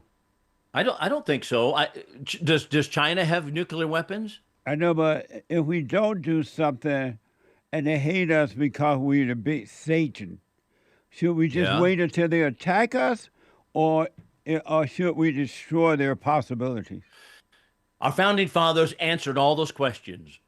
And they said, why should we go around the world searching for monsters to destroy? There's always, Jesse, a monster over there to destroy. Yeah. If it's not Iran, it's in Vietnam. If it's not Vietnam, it's in Korea. If it's not Korea, it's in China. If it's not in China, it's in the African continent. If it's not there, it's another country. It's in Russia. It's the Soviet Union. It's in Ukraine. There's always a monster to destroy. So why should we commit ourselves to destroying all foreign monsters? And why should we pick out just one monster to destroy? Why don't we go to China and take them on? But they have nuclear weapons also, don't they? So you're saying that we should just wait and see what happens? That's exactly what I believe we should do. All right. I don't believe that we should attack people on the rumor or the correct information that, okay, they've had weapons and they might use them on us, so we're going to attack them. That makes sense. That makes total sense to me. Who should we not attack? Yeah. They all hate us. Yeah, that's right. That makes sense, Bill. How should the people who at one time supported the president, now that he is over there doing this thing in Iran, how should they feel about him? Should they still support him or not? You know what? I'm glad you asked that question. I do support Donald Trump. And I am supportive of him because the other side, of course, is basically Marxist. And that's the Democratic Party. The Democrats are communist Marxist. But also, I would like to add this, and so I'm glad you put it that way. I support our troops. I support every soldier, every airman, I support them 100%. I think they're great heroes, just as I did those who went to Vietnam. But because the policies that put them in place I disagree with, it does not mean that I do not support the armed forces of America. I support the men and women of the armed forces and everything that they're doing, even though I disagree with some of the policies that put them in some of those places. So I do think that's important for us to support the troops. We need to support Donald Trump, but at the same time, I think it's important that people who are constitutionally minded should be able to disagree with the president and say, look, just because Donald Trump says it doesn't mean I agree with it. Right. Doesn't mean that I'm going to go along with it. I don't know. I do not believe that. I don't believe everything Trump says is right. Right. Yeah. Amazing. Bill, I want to, and then I got to run here. Okay. I want to know, I noticed that, I got to clear up something here. You used the word tar baby for Trump, meaning the more, okay. the more he fight, the more of a mess he gets in, right? More of a mess it is. Yeah. Just so the blacks don't be saying, he said tar baby. Okay, you know what? I'm doing it out of fun because it doesn't matter to me at all. But I just I didn't even, that doesn't even cross my mind. I know, yeah. I grew up on Grimm's fairy tales and Brer Rabbit and that kind of stuff, and that's how I consider that. But you know what? That reminds me. I remember one woman who's a Christian woman. She's a black woman. And I said, you know what? I was talking to her, and I said, I appreciate some of the, and I think that you would come over and talk to some of my black friends who are very liberal. And I said, they would appreciate hearing from a black gal. I said the word gal. You should have seen her face. Her face was like, right now. And she didn't hear another word. I didn't even realize. I said. She started jumping on me. You're racist. You're racist. Blah blah blah blah. I was like, I call everyone a gal. I said, it's just anyway. So I don't mean anything by. I know that totally, and I don't care either. I know it meant meaning more of a mess he's making. A mess. That's right, a mess. But what a mess! What a mess! Hate call women gals too on the hate report. Okay. Okay. What hate is a mess. Well, it's gonna have to be called the hate report. He got that from his grandfather. They call them gals. I call everybody gal. Yeah. I mean, I just yeah. I think it's more of a southern thing too. It is a southern thing. Yes, she's a sweet gal. Right. I say that about white people or black people. She's a sweet gal. I bet you won't say it about black women now that you said it to the other black woman. You know what? I thought I get tired of trying to monitor what is very innocent language. Yeah, absolutely. Just because people have a style dictionary that they change every year. Say, okay, hey, by the way, you can't say it that way today. Yesterday you could say it that way. Now you can't say that. Now you have to say African American. You can't say blacks. You can't say Negro. You can't say Negro. Okay, you can't keep up with it. I know. What a mess. What a mess. Bill, I want to ask. I noticed that angry people who has anger or resentment, judgment, they're easily brainwashed and motivated to do evil to themselves and to others. And then I've noticed that the men and women who have overcome anger, and they have the love of God operating through them, they have a clear mind. They're not easily brainwashed and easily prompt to do evil. What do you think about that? That is exactly right. So, for example, just it made me think about the POWs in Vietnam and Korea.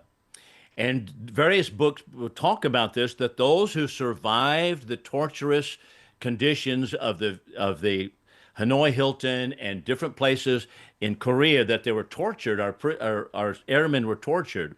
Those who were most successful in surviving were those who had strong religious values. And they had believed God, they believed in the Bible, they had these strong religious values of what is right and what is wrong. Yeah. And therefore they were not so much inclined to be able to be created to be a hate monger because of their recognition of, and you have to have those clear values in your life and what is right and what is wrong. And you have to have an anchor point somewhere. And if you don't put the anchor point in God, in Jesus Christ, then you are a sitting duck for anybody to manipulate you, and it's manipulation is what it is, to manipulate your anger and cause you to be a hate monger and go out and say, I'm gonna do something good here, I'm gonna be involved in some kind of activity, but you don't have an anchor point of what is right and what is wrong. So you are actually liable to all of that misinformation. That's amazing. And one last thing, I noticed that God said the first commandment, which is the greatest one, is to love him with all your heart, soul, and might, and to love your neighbor and your enemies, right? And that doesn't seem to happen until you overcome anger and resentment. Then you can disagree with people without hating them, without judging them, without being angry. You're able to disagree in the right way and still love them by not hating them. Anger is a personal problem. It's a sinful problem that we have. Yeah. So Solomon says, stronger is the man that is able to conquer his own anger than he who conquers a walled city. Wow. Yeah, because you have to conquer yourself before you can conquer. And you do that through Jesus Christ.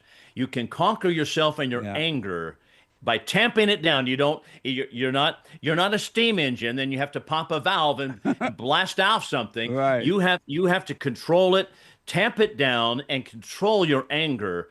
And that way, through Jesus Christ, you can control yourself. And that way you are not now going to be able to be manipulated by those who want to manipulate you in order to cause chaos. Amazing. Deep. That is deep. That's amazing. One other quick thing before we get to this break. If let's say, I don't like doing ifs, but for conversation purposes here, sure. Let's say that Donald Trump was a Democratic president, if he was of the Democratic Party, and he was doing the same thing he's doing right now, would the Republican Party go after him? Republican voters, Republican media, Republican Party go after Donald Trump in the way that the Democrats are going after him? I don't think so. We've seen that, for example, with other Democrat leaders, such as Barack Obama. The Republicans always play, and I'd say sometimes they play too nice. They just, he's the president, and I, not to disagree with this, but he's the president. Barack Obama's the president. I'm going to honor him as the president. And so they would be honoring of that, even though they recognize that his worldview is rooted in Marxism.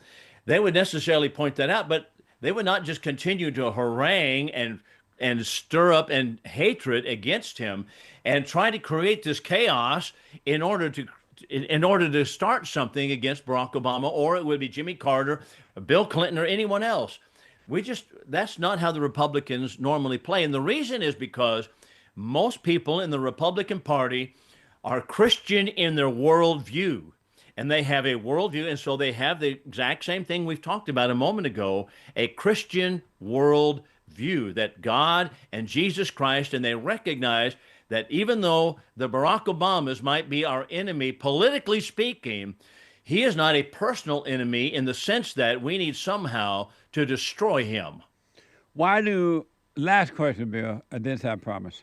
Okay. Why do Republican conservatives, Christians, or whatever, why do they turn on each other the moment they disagree about an issue? They turn on you in the same way that a Democrat would turn on you, or something. Why do Christian, conservative, Republican turn on each other so easily?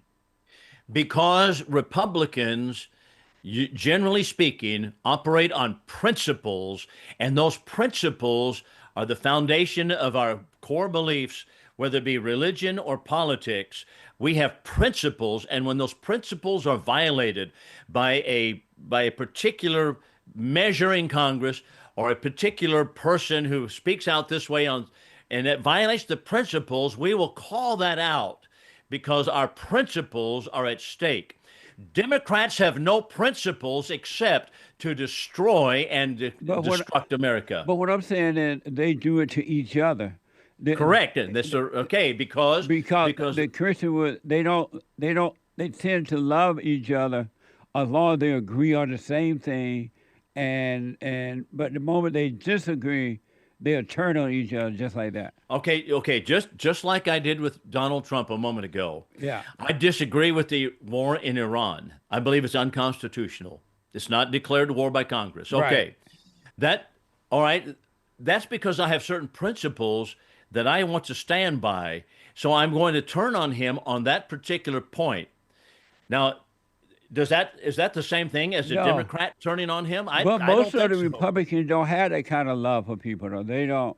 The conservative, and not just but the conservative Christians, and not all, of course, but the conservative Christians, whether they're in the pulpit or they're politics or media, they tend to turn on each other if you disagree with them about anything. Well, I still think it's because of the principles that we want to stand by. Oh, That's okay. what I believe. Now, I don't know when you say turn on each other, what exactly you mean by that. But if you mean simply disagree, then I think that's perfectly legitimate. Right, absolutely. But they don't maintain the love what they disagree. Well, then that's their bad too. They should not. Yeah. We should. Oh, go ahead. Yeah. No, go ahead. I was just going to say we should all maintain a Christian worldview in which we can disagree without being, of course, as everybody says, being disagreeable. That is, disagree with someone and even be diligent and adamant on our points, but not being so hateful to one another. I rest my case. Absolutely. Right. Your websites, real fast. Okay, so it's the Bible Studies with Bill Lockwood. That's on YouTube. And then Patriotic Pulpit, and that is also on YouTube. So it is ko-fi/Patriotic Pulpit. Amazing. I believe that's what I believe it's .com, .com, by the way. Yeah. It's .com? Well, let's see. Is that right? I don't know. I'm not sure. What is it? Yes, it is. James Hake knows it. You got it. ko-fi.com/patriotic pulpit. Okay. .com. Yeah. .com. Yeah. Bill, .com/patriotic I could go on and on and on with you for the next 3 hours, but. Yeah, I would love to do that, but next time maybe. All right. Amazing. Okay. Thank you, Bill, and have a good day. Okay. Lord bless you, Jesse, and your work. I hope everything goes well today. Right on. Thank you. Okay, I gotta take a break. 880. I'm straight back to your calls right after this break.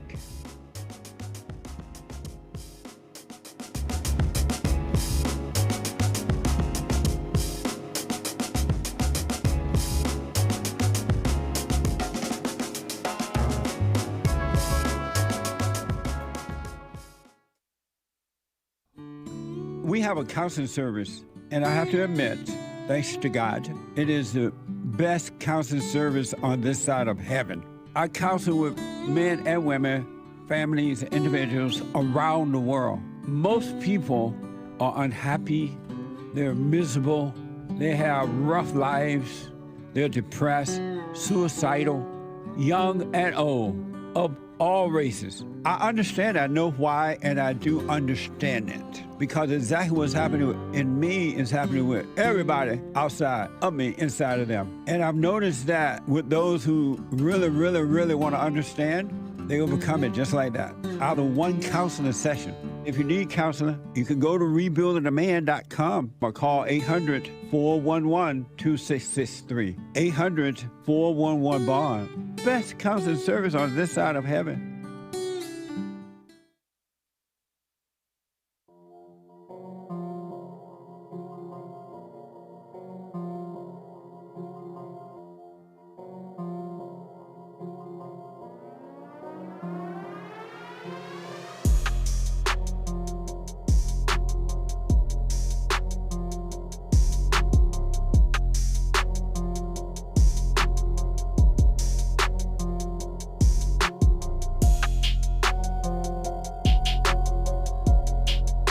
Black excellence.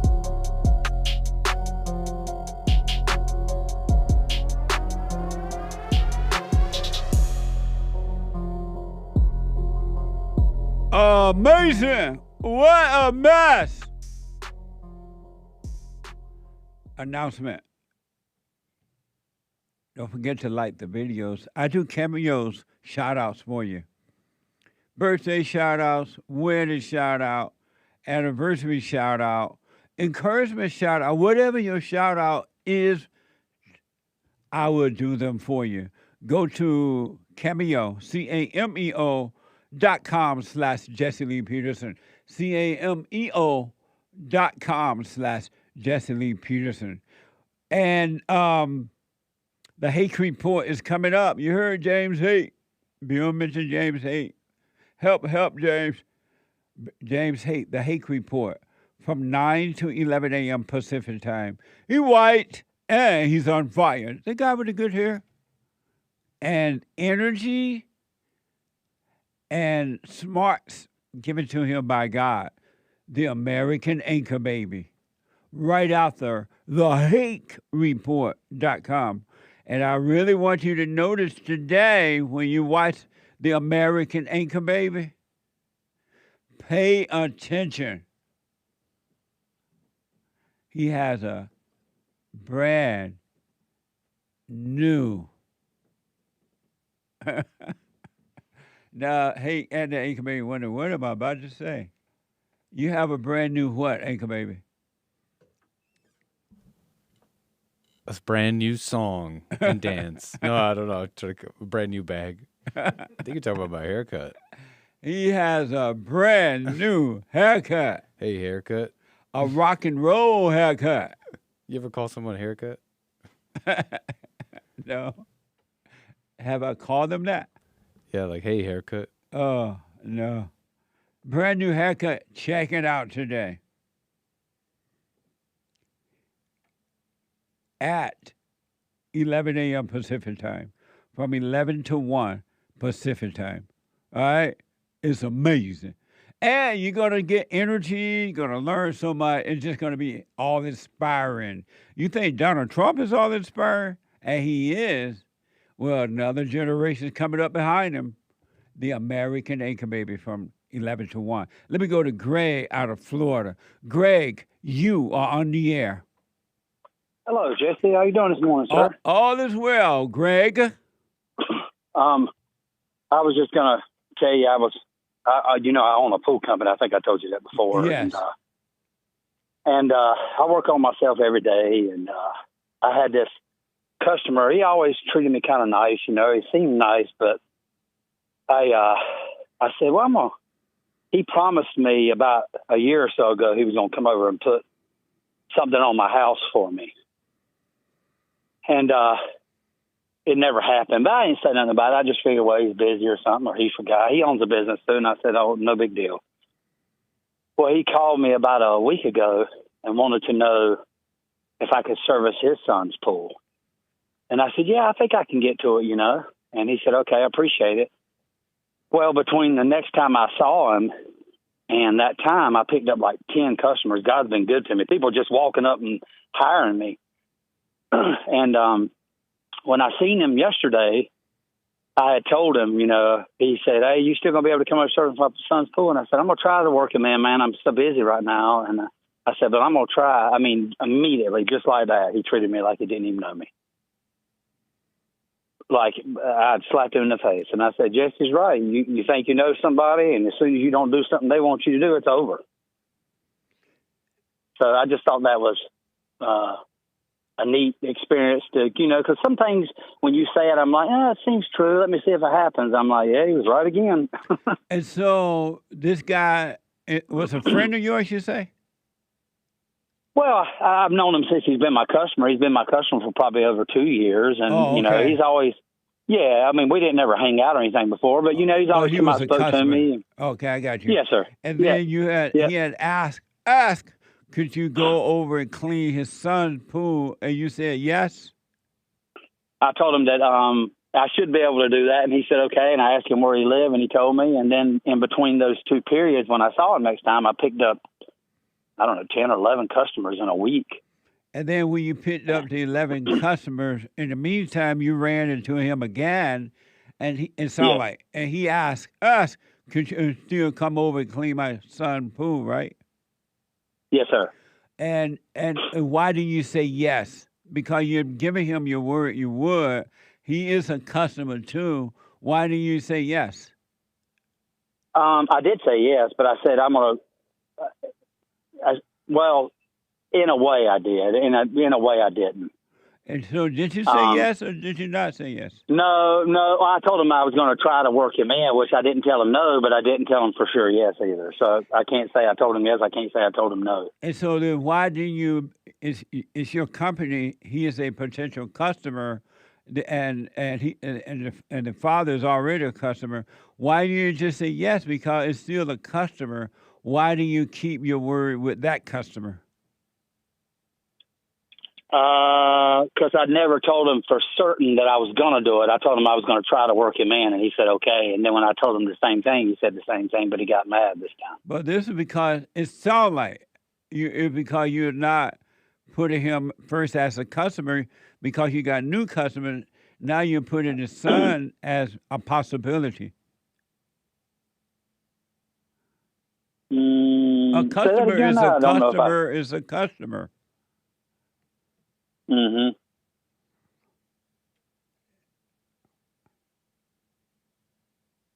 I'm trying to think about what you said because I didn't quite understand it. Okay, so and I'm black and slow, so I could be missing the point. So you got this one customer, and you've been cleaning his pool, right? Correct. And one day, this one customer said, hey, can you go over and clean my son's pool for me? Right? Yes, he texted me and asked that. Yes, sir. Well, he texted you, can you go over and clean my son's pool? Is that right?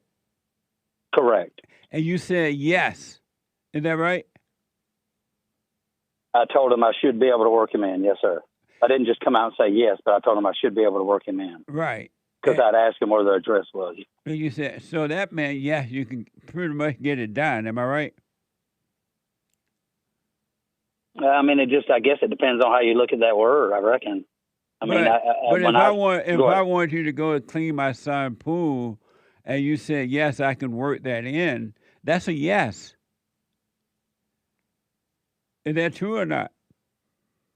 Say that part again, because I didn't understand what you said. If I ask you to go clean my son's pool, okay, and you say, yes, I can see if I can, did you say I can see if I can work it in? I said, yeah, I should be able to do it. Okay. So now I'm expecting you to do it, right? Yeah, I mean, I think that's all interpretation of how you say it. I guess some people would, some people wouldn't. I don't know. I've had it work both ways since I've owned the business. When you said, yes, I should be able to do it, is that a yes or that's a no? That's a maybe. A maybe? Correct. Oh, okay. In your mind, you saw it as a maybe. Yes, because if I was certain of that I could do it, I would have just said yes. And then you saw him again, and he asked you about it. Hey, are you still going to clean my son's pool, right?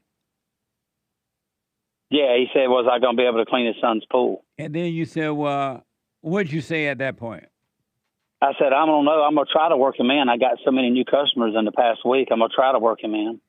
But why did you say, I'm going to try to work him in, instead of saying, yes, I'm going to do it, or no, I'm not, I can't do it? Because I didn't know if I could. Oh. And so now the man, he doesn't want you, he doesn't want you to talk to him or your pool service anymore? No, he didn't say that. How did he turn on you then? So the point I was trying to make is, in the beginning of the conversation, he owns a business as well. And he told me over a year ago he was going to do something for me, but I never saw him again. But I've talked to him since then, and he's never mentioned it, and I never mentioned it again because I'd already forgot about it. I know, but what does that have to do with your business and cleaning his son's pool? I'm just trying to understand it. Hey, you understand it? Yeah.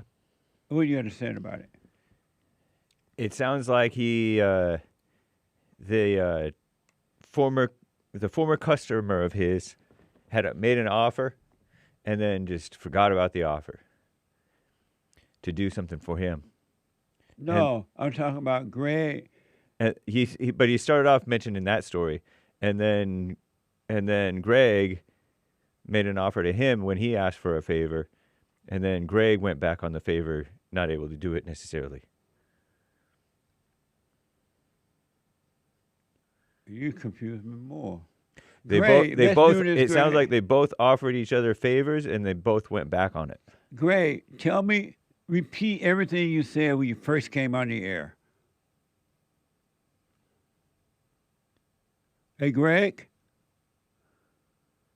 He's on mute. Greg, get off mute. Oh, did it freeze? Hear me?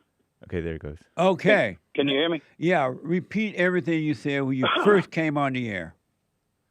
So when I first came on there, I said I have a customer that a friend of mine had gave me years ago, and I've been doing this pool for over 2-some years now. Okay. And he also owns a business. He does woodwork. And when I first hired him, I asked him how much he would charge me to put some wood ceiling up in my house. And he said, oh, no problem. I'll just do it. I got some stuff left over from a spare job. And I was like, okay, no problem. And I said, I don't mind paying you, though. And I was going to give him some money. And he told me, he kept calling me every week, every 2 weeks, telling me, yeah, I'm going to come by. And then I'd never see him and never hear from him. Is this what you said when you first came on the air? Not verbatim. I'm trying to explain it more because you didn't understand it. But if you want me to say verbatim what I said, I can. Tell me what you said when you first came on about how this guy turned on you and you learned a lesson from that. That's not what, because you didn't talk about what he had done for you at the very beginning. Yes, he did. Oh, he did? Yeah, I did, but I didn't mention it all the way. Oh, yeah, I got you. Yeah, the whole point I was trying to make is I wrote it off in my mind, and I was okay with it. Matter of fact, we had seen each other 20 times since then. We've cut up and laughed, but as soon as I told him I may not be able to do something because other stuff came up, then he turned on me and he just didn't want to really talk to me anymore. Oh. So I was saying it's funny when the shoes are reversed. Yeah. You know, I didn't take it personally. I didn't. I still didn't. I told him when I left, I'm like, I didn't even mention what had happened between us because I was okay with that. You know, I know he's got a business too, and I know we're busy out here. But as soon as I didn't, something could have come up to where I couldn't get to him. He immediately turned his back, wouldn't talk to me, kind of got arrogant and acting with me. And I just was like, okay, man, I'll see you later. And I was saying that when you told me before, people are only friends with you for what you could do for them. As soon as you won't agree or do something for somebody, most people will turn their back on you. And that's what I was mentioning. I had saw that. Absolutely. Point Sorry, taken now. It's clear now. I'm white and stupid. No, it's totally clear. I barely made it through the school too. Right on. And so how are you feeling about him now? And will you still clean his pool? Absolutely, unless he fires me. But yeah, I didn't. Right on. I never felt angry over it, and I was to the point I was excited about. I didn't feel angry because used to I would feel like, oh, the heck with that guy, and I would be childish and act like a woman about it. But I never felt that, and it was amazing to not even have that feeling. So whenever he was getting mouthy and attitudey with me, I didn't feel anxious. I didn't feel afraid of it. I didn't feel scared. I didn't feel worried. I just felt like, wow, this is strange. And then I was like, well, if that's the way he wants that, oh, well. And I told him, man, I said, man, I'll see you next week. Sorry about that. Right on, man. And so that's the only thing I was saying. Sorry I didn't explain it right. No, that's totally clear. I love the fact you did it the right way and that you did not get angry at him because he acted that way. Forgive him. He knows not what he's doing. He's asleep.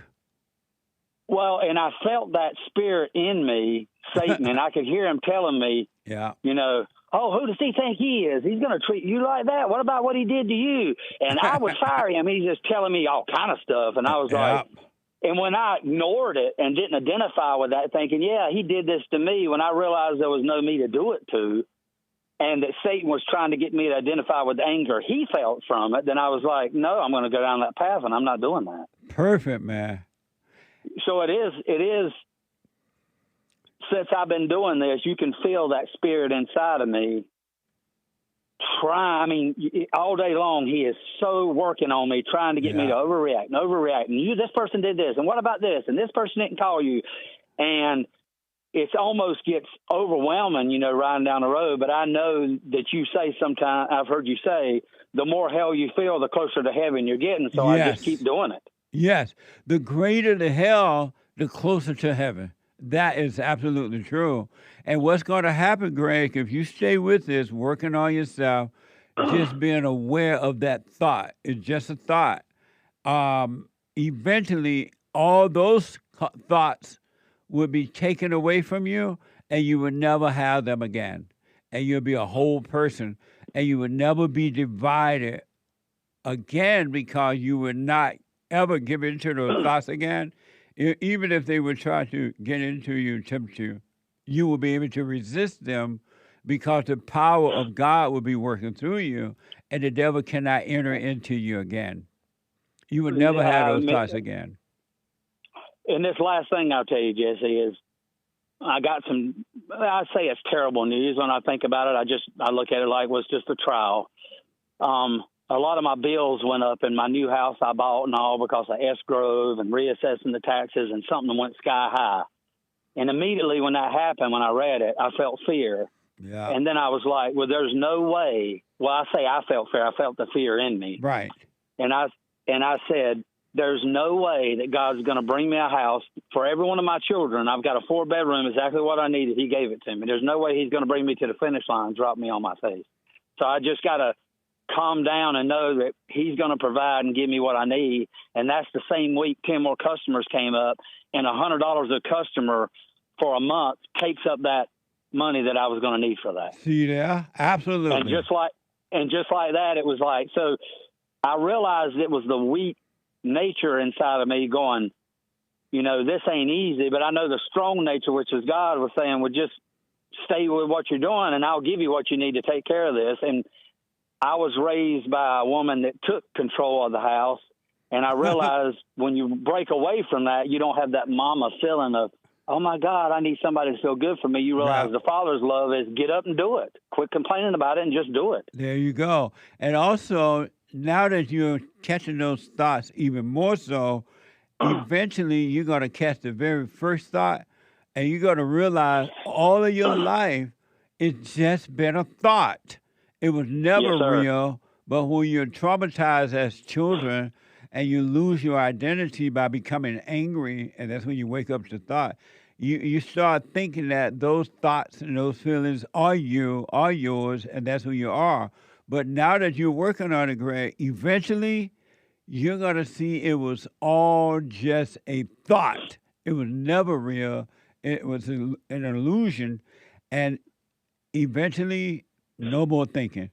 And it's going to be amazing. And I really and I do understand that, because I realized that when I got upset and judged my parents, I needed to get away from feeling that, and I escaped in my imagination to create this false world to feel better, but it just leads you down this hellacious path. Perfectly said. Absolutely. And that's what And the every last question, person real quick. that's what every person on the planet. That's why God said that all who are born of the woman must be born of the Spirit of the Father. Must be born of the Father. And that's exactly Somebody what he asked means. me the other day, and I was wondering what you thought, and I think it's true. Is it possible to love somebody but not respect or trust them? No. When you don't have when you have only love, which is the nature of God in you, you love them by not hating them, by not being angry. And so you're neither disrespecting them or respecting them. You don't think that way anymore. Got it. That makes perfect sense. Yeah. That's why I asked you. People who think about respect and disrespect are living in the darkness, and they're always divided by some type of ideas. But once you have perfect love, all those ideas disappear. It makes perfect sense, Jesse. It really does. I appreciate you informing me of that, and I'll keep my eyes on it, okay? You stay with it, Greg. Stay with it. Stay with it. And if you run into that customer again, you go back to do his yard, his pool. If he acting weird, just watch him acting weird. Don't take it personally, because it's not happening to you. It's happening to him. That's right. Yeah, I realize the hell's in him, and he don't know how to deal with it. I get it. I do get it. Absolutely. Yes, sir, I do get it. Amazing. Good talking with you, Jesse. I appreciate you taking time to take my call today, buddy. Yes, sir. Call me again, and good to hear from you, Greg. I will. Yeah, glad you got your phone fixed. I called Monday, and it kept hanging up, and I was like, oh, man, Jesse didn't pay the phone bill. I know. You know how black people are. We don't pay the bills. That's for sure. I said the same thing. I said, Jesse going to tell me, you know we can't pay nothing on time. You black.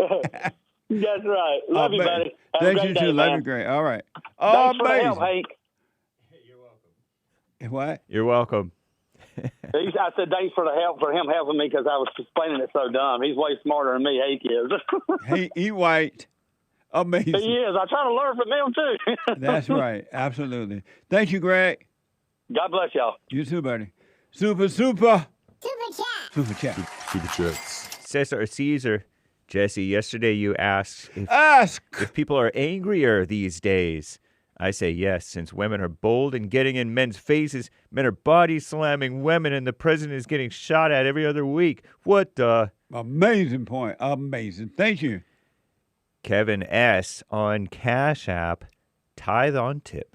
Right on. Thank you, Kevin S. I appreciate it. Thank you.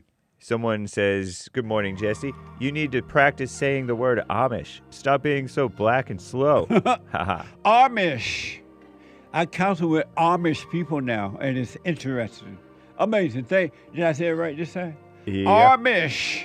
You did. Thank you. I appreciate the correction. Very nice. Quentin R. No message. Thank you, Quentin. Quentin R. with a second. Thank you, Quentin R. How to overcome temptation when it feels impossible? By just watching the thoughts. That's all you need to do. Nothing else is required. I got to take a quick break. We'll read the rest Thank later, you. y'all. 1 more hour to go, and I come back straight to your calls. Back in a moment. Hate news is coming now, not the fake news, and I'll be back in a moment.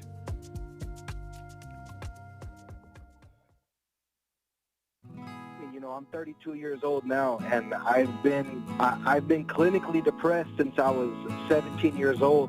And ever since I started listening to you a couple of months ago, bro, I don't even need to hear the word depression. I don't even care about that, because that's not anything that I identify with anymore. Nice. I'm 100% cured. I'm 100% better because I've been listening to the Jesse Lee Peterson show.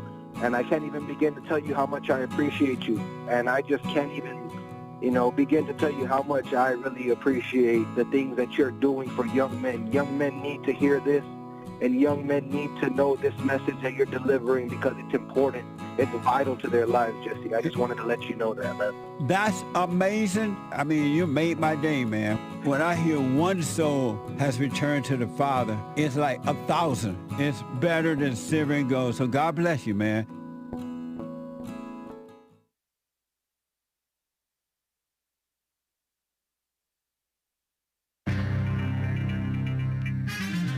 There's some serious mess going on in this here old world, but some cleaning up of the mess by our greatest President Trump.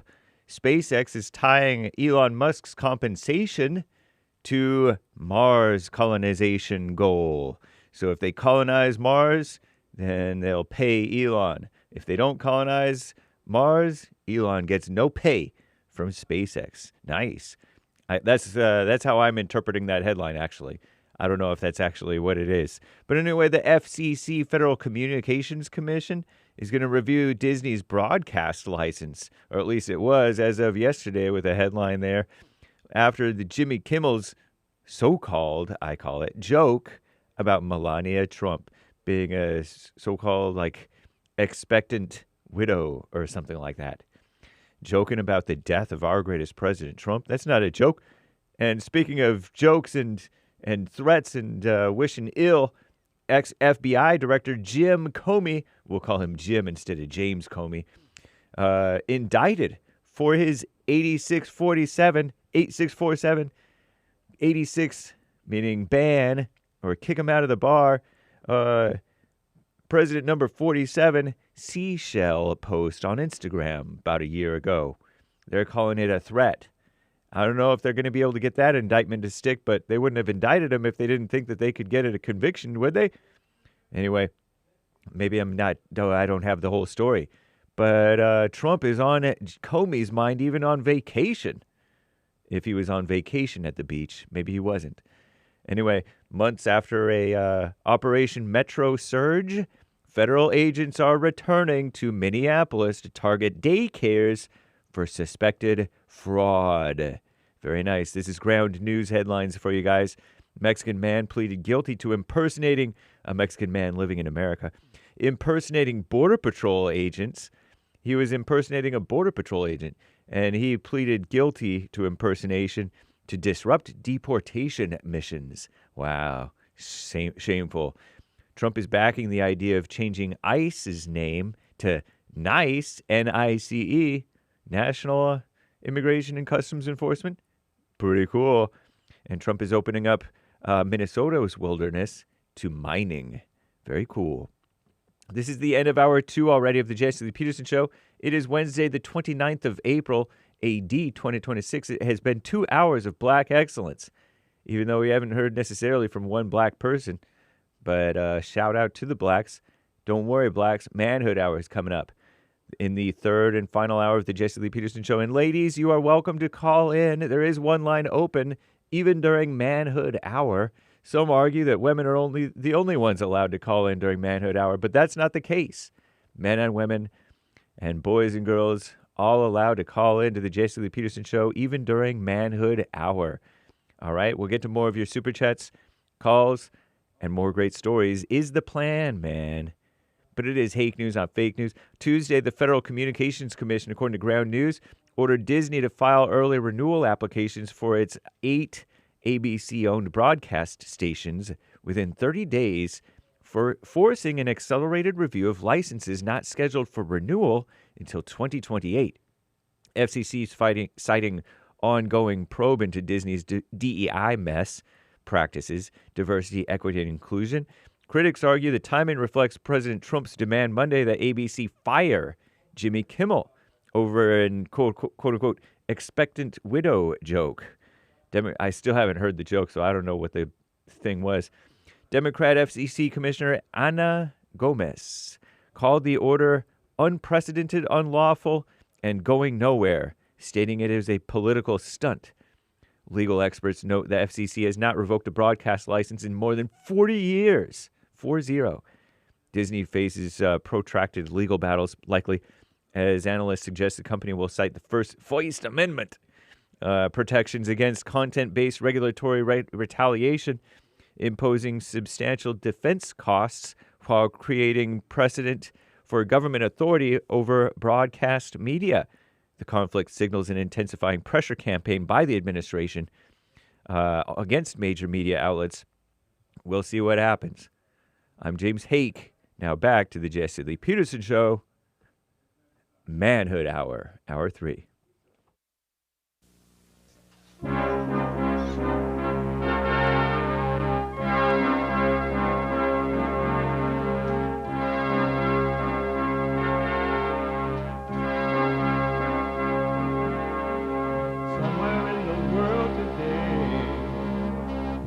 got to stand up strong. Ain't the truth about themselves to understand what went wrong. I know we can find a way. I know we can find a way. I know we can find a way to stand up, stand up, stand up.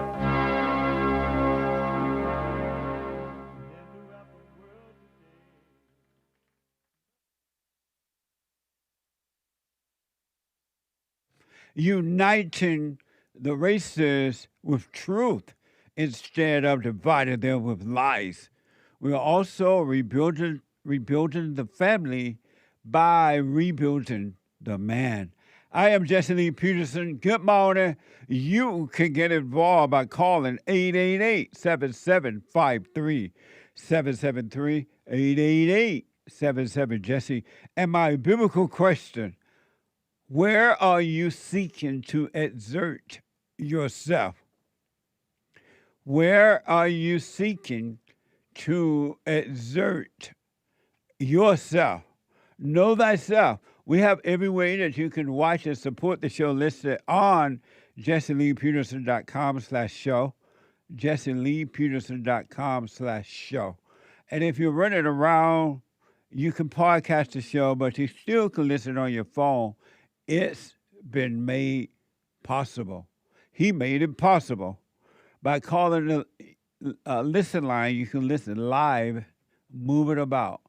By calling the listen line on TalkStream Live at 605-615-4131, 605-615-4131.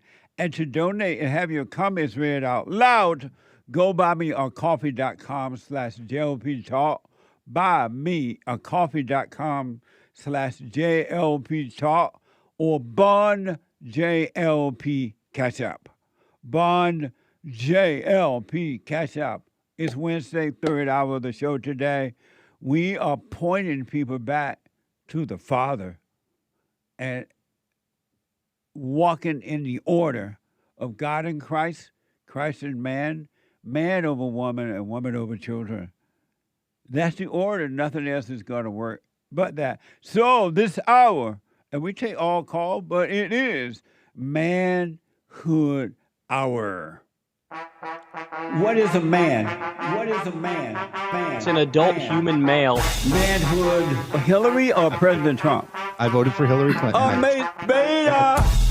Beta male. A man is a male who turned to man.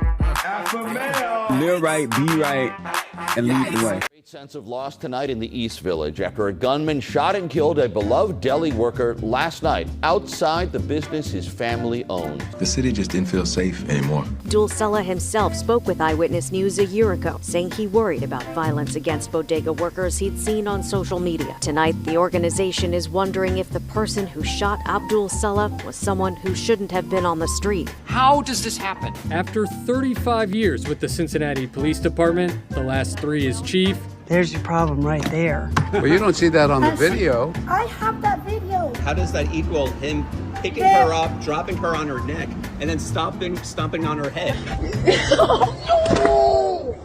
Let me be It clear. seems like you're justifying it. Amazing.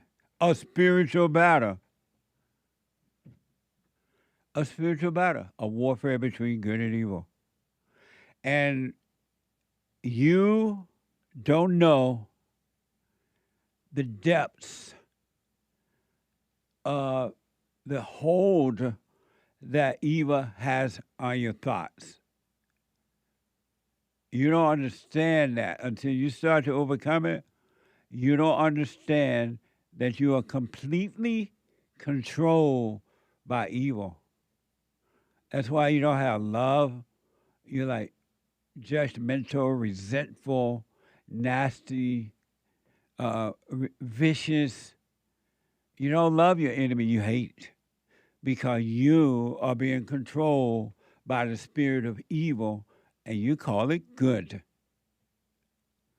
You got to love one another. And love, you can know that you love when you don't have any anger/resentment at all. And that is possible. But you got to overcome. You got to forgive, return to the Father, and let all anger go. Anger, anyone that has anger is of their father, the devil, and there's no love in them. They represent evil. They are one with evil. But they wouldn't call themselves that. They don't see it. And the reason they wouldn't admit to themselves that they are evil is because the devil doesn't know he is the devil. The devil doesn't even know he's evil. And that's why human beings with anger/resentment, they don't know that they're the devil. And they call anger good. It's justified, they say. I got to protect myself. If I didn't have anger, if I didn't have emotions, how would I protect myself? You and evil are one. Satan has control over your mind, men and women, until you start to overcome, and you can overcome it if you want to. Most people don't want to. That's why they don't. Most human beings love the thrill of being afraid, to being jealous and envious and try to hurt others. They love the thrill of it. They don't want to let it go, and that's why you can't help people. You can't help anyone. You can't even help yourself. Humility is saying to yourself or realizing out loud, I can't change anything. On myself, I know nothing. On myself, I can do nothing, so I give up. And you shall be free.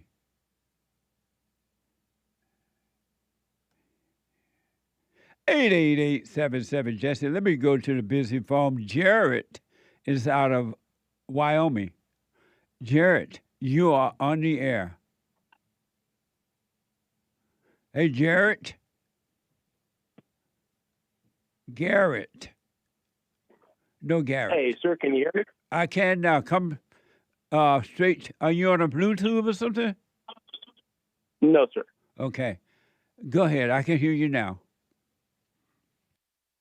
Awesome. Well, I called in a few weeks ago to talk to you about the blacks, and I told you that they had the smaller cranium. I don't know. I know never asked a black man if he remembers. That's for sure, especially since the cranium is so small. I can't remember all that. That's right. The one thing I did, I didn't get to mention to you, but they actually, after the civil rights movement, you know how they're always lowering the standards all over the place, you know, for pilots and everything. Yeah, they actually had to drop the IQ threshold for what was considered mental retardation because too many of the blacks would have qualified. They dropped it from like 85 to 75 or something, so that you know, the majority of the blacks wouldn't be considered retarded. So you can measure. They think that they can measure how mentally ill the person is.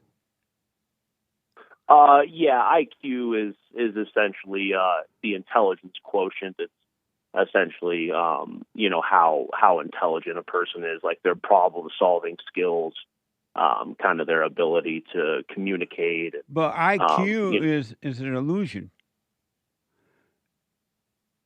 Could be. Because there's no such thing as one human being being smarter than another human being. The idea of, I think we talked about that once on the show, is that IQ is an illusion. It's not even real. And what it does, it builds, when you tell one person you're smarter than the next person, it builds that person's ego to think that they are. And then the one person you're telling that he or she is not smarter than you, it makes them feel less than, and so they start to believe that they're not smart. They do that in schools too. They make the so-called A kid feel smart, and they make the B kids feel not as smart. And if you're not your parents are not telling you that's not true, it tends to affect you. Yeah, I think that's true to a certain extent, but what do you mean a certain extent? I'm sorry? When you say to a certain extent, what do you mean by that? Yeah, I mean it's a very real thing. I mean there are people that are more intelligent, and again I understand what you're saying as far as overall intelligence. It may not be real, but in terms of problem solving, let's say with engineering, right? You know how white people invent everything, right? But they're not people who are more intelligent than others. So why are white people the only ones that invent things, and black people and other races don't really invent anything? Because prior to the civil rights movement, it's a good question too, Jared.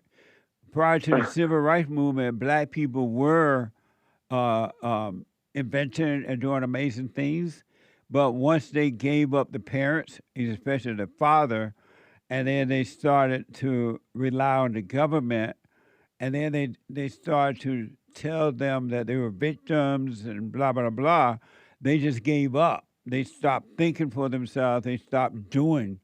You can think of people like Booker T. Washington and George Carver and other people.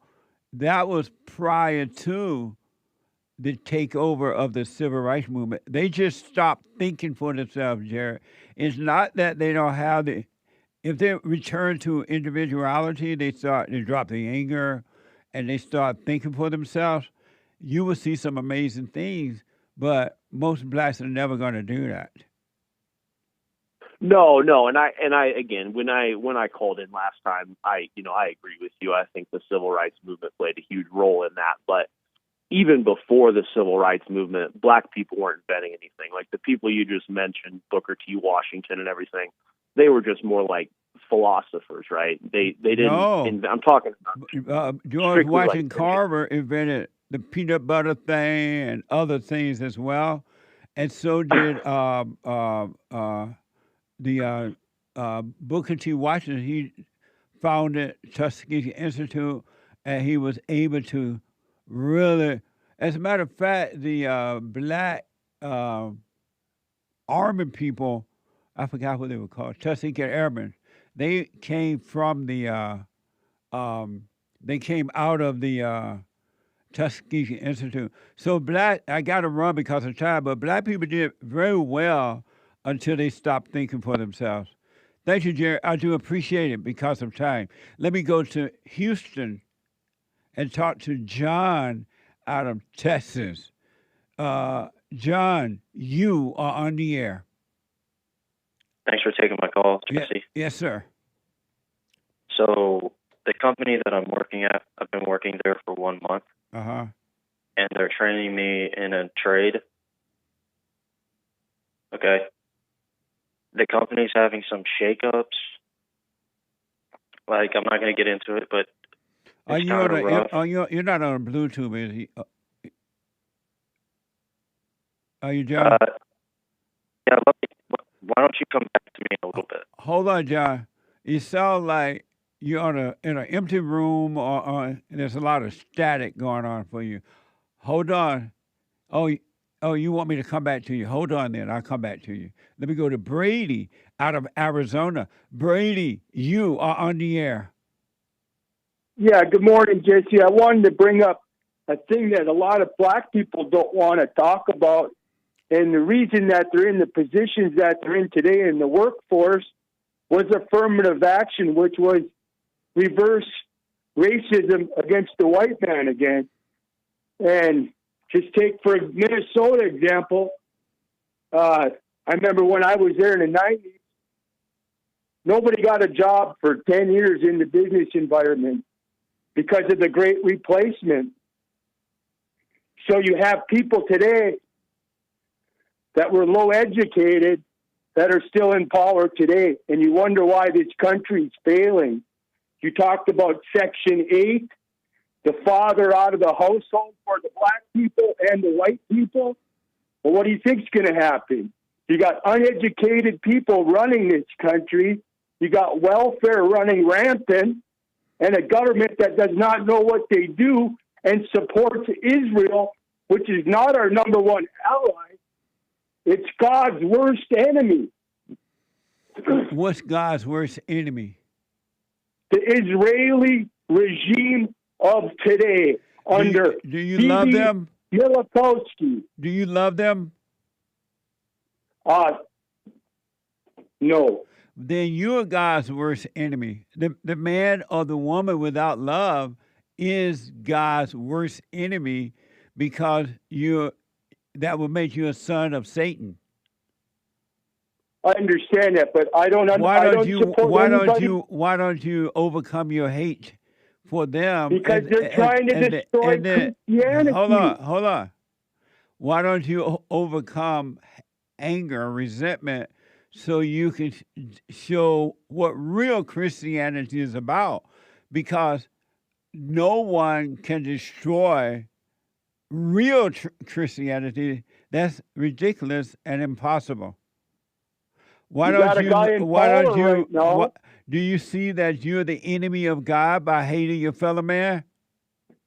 I'm trying to protect God and Christianity from the evil ones and the Antichrist. That doesn't even make sense, Brady. How are you going to protect God from the evil one when you're of the evil one by not having love? I'm stopping the enemy of Christianity, which are the Jews. How are you doing that? How are you Catholics. doing that and you have only hatred in your heart? Because I'm pointing it out to the world today on your radio show. No, Brady, it doesn't work that way. You need love, not hate. I'm working on it, Jesse, but when you got But you can't be working on it. You can't blame anyone. You can't blame anyone for your hatred. It's in you. It's not in. They have nothing to do with the way you feel at all. Why do you think the Jews were? I gotta go, Brady. 888-7753-773. 888-77 Jesse. Let me go to Noah out of Michigan. Noah, you are on the air. Hey, good morning, Jesse. How's your day going? All is well, Noah. Fantastic. So you probably heard of King Charles visiting America, right? Yes. Yes. Did you see all the Democrats in Congress clap for him when he went into the congressional? When he went into the Congress? I did. I did see that. Oh, okay. Yeah. So why are they clapping for him and then going on the streets and protesting "No King"? That doesn't make sense to me. Well, when you're angry, nothing makes sense to an angry person. They don't Really? see that. You're right. It doesn't make sense. They're supposed to hate the king by saying that they hate Trump. But when another person comes to the country who says that he's a king, they stand up and applaud and worship the king. That's insane. Yeah, I just figured that out this morning, and that's why I had to change up my question. So honestly, it's just pure hypocrisy and pure insanity in this world, Jesse, and pure hatred too towards conservatives. This is hell on earth. I'll take your word for it. And can I answer the biblical question? Where are you seeking to exert yourself? Where am I seeking to assert myself? Assert myself? Exert. E-S-E-R-T. Insert? Where are you seeking to E-S-E-R-T yourself? Okay, where am I looking to assert myself? Yeah. Well, I'm looking to make a comfortable living by my job, and I'm currently looking to make everything out of myself. I'm 26 years old, and I got to start building up my wealth, my net worth, and all that. It's not that technically. What do you mean by making everything making something out of yourself? What do you mean by that? Well, currently I live in an apartment, and I kind of want to improve. I kind of want to improve myself. Maybe get a house. And how would that improve you? I just want to get up. And I'll respond to the biblical question on Sunday, but in your response to how you seeking to exert yourself, how will getting a house improve you? Well, not just a house. I just want to be a successful person, Jesse. You know what I mean? I've been working hard for it. Yeah. And how would that improve you, though? How would that improve yourself? By going the next steps. Oh, okay.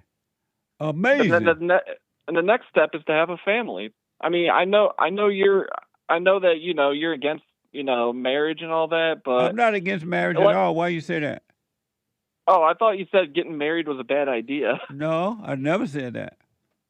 Really? Yeah.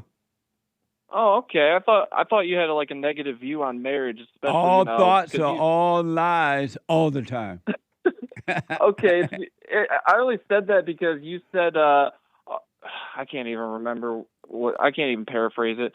But yeah, Jesse, thank you very much. I appreciate your thoughts and opinions. Yeah, I'm gonna keep working on myself. Yeah. I'm gonna try to make something of myself. Have you forgiven your mother? We've talked about this before. My mother, remember? Yeah, we've talked about this before. Yeah, I've told you I've forgiven my mother for getting married 3 different times. Right on. Okay. Well, you stay with it, stay with it, stay with it, and I'll put my 2 cents in on Sunday concerning the biblical question. Amazing, Noah. Amazing. You have a good day, sir. You too, buddy. Amazing. 888-775-3773. Let me see if John is ready right now to test us. Blah, blah, blah, blah, blah. Hey, John, let's try it again. Go ahead. Thanks for coming back to me, Mr. Jesse Yeah, Peterson. that's much clearer. Go ahead. Okay. So I've been working for a month learning a new trade at this company. And the company is now going through like some major shakeup that I'm not going to get into. Right. It's not like totally, but I want to stay on the company for at least 3 months. And there's going to be less work coming in.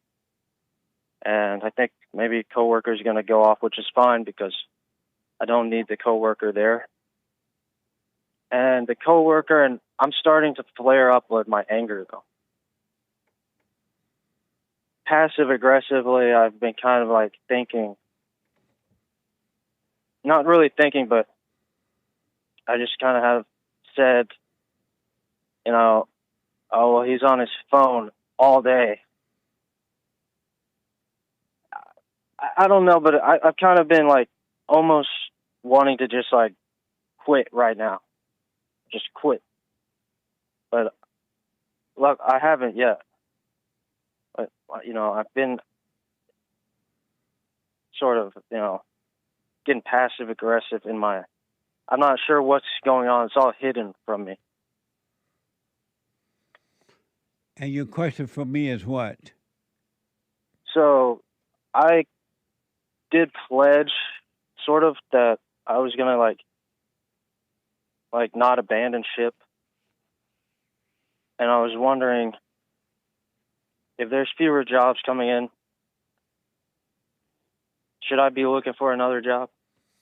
What you should do right now is, there's nothing wrong with looking for another job if you want, but you got to drop the anger, because it's the anger that is causing you to leave before time, and it causing you to think about what if this happened, what if that happened, what if, and it's telling you, you know what, you better get out of here. This guy's on the phone and blah, blah, blah. You drop the anger so you can see clearly what to do. And you won't live any what if. You'll be able to live with what's happening right now, and you deal with the next right now and the next right now. But you get into anger and going deeper into the imagination, and the imagination will cause you to fail in life. It'll make you make decisions before needed, before time, or something that's not going to ever happen. You got to drop the anger. Why are you going along with the thoughts about whatever's going on? Why don't you just watch those thoughts and let them pass?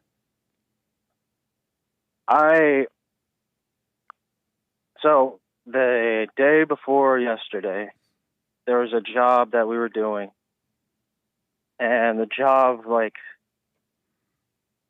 just took a long time, and there's some other things that happened, but it was just a bad day. No such thing as a bad day. There are only bad thoughts. And I suppose I've just wanted to be more productive. And that's not happening. And it's fine with me. And are you getting paid for doing the job, whether you're more productive or not? Right. I'm getting paid. And so why don't you just do your best and be grateful to get paid and let whatever happens happen?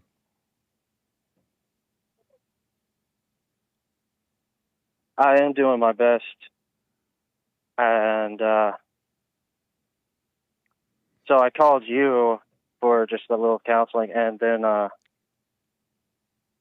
because I think I know what you were going to say, and I wanted to hear you say it. And so what did you think I would say? For one, that if you're getting paid, just get paid. Right, you're there to And do your best. you're there to do a job and earn a living, right? And then if you do want to find another job, you could be still kind of on the side looking for another job, but you got to drop the anger so evil doesn't make you make the wrong decision before time. Yeah, that's right. Totally.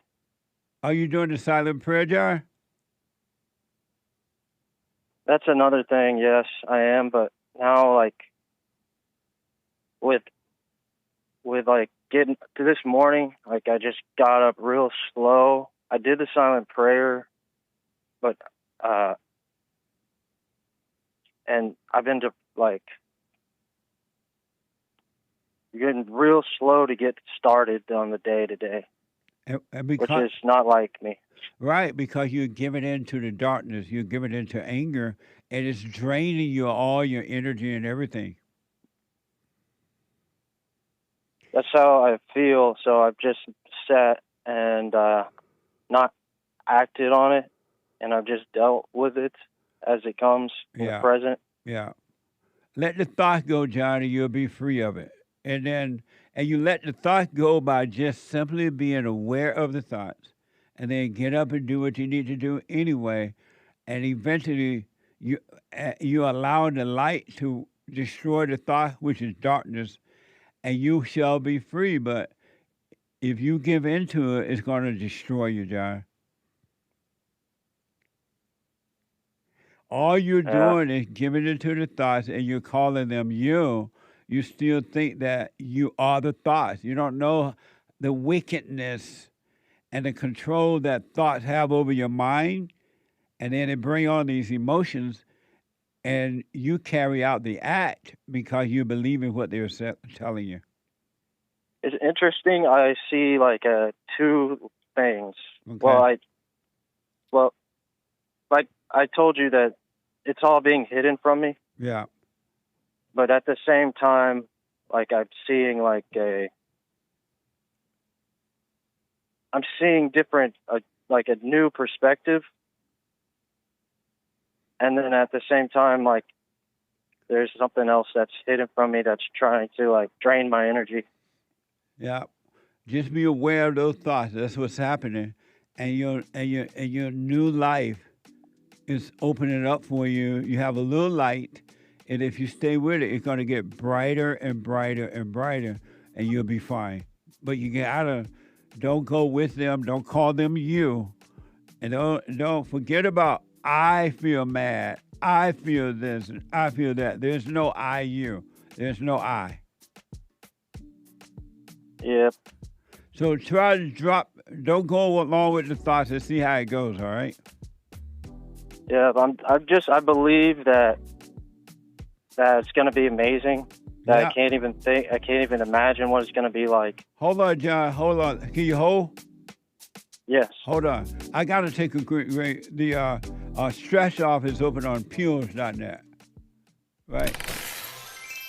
I'll be back in a moment. From evil within yourself or outside of self. You got to deal with it. And you need good in order to deal with evil. And God is good. You need to return to the Father. And you'll see within you, he will fight the battle for you. And he will fight it without. because he will show you how to deal with it, and you will have no fear. Love God with all your heart, all your soul, all your might, along with nothing else. Nothing else means yourself, your children, your wife, your things, your ego, your reputation, and all that. You can't care about any of that. The children of anger will use it to control you. But if you love God, he will renew your mind, and none of those things will be before him. And so when they go after you, oh, well, you may take my body, you may take my things, but you're not going to take my soul. And that's a true reality.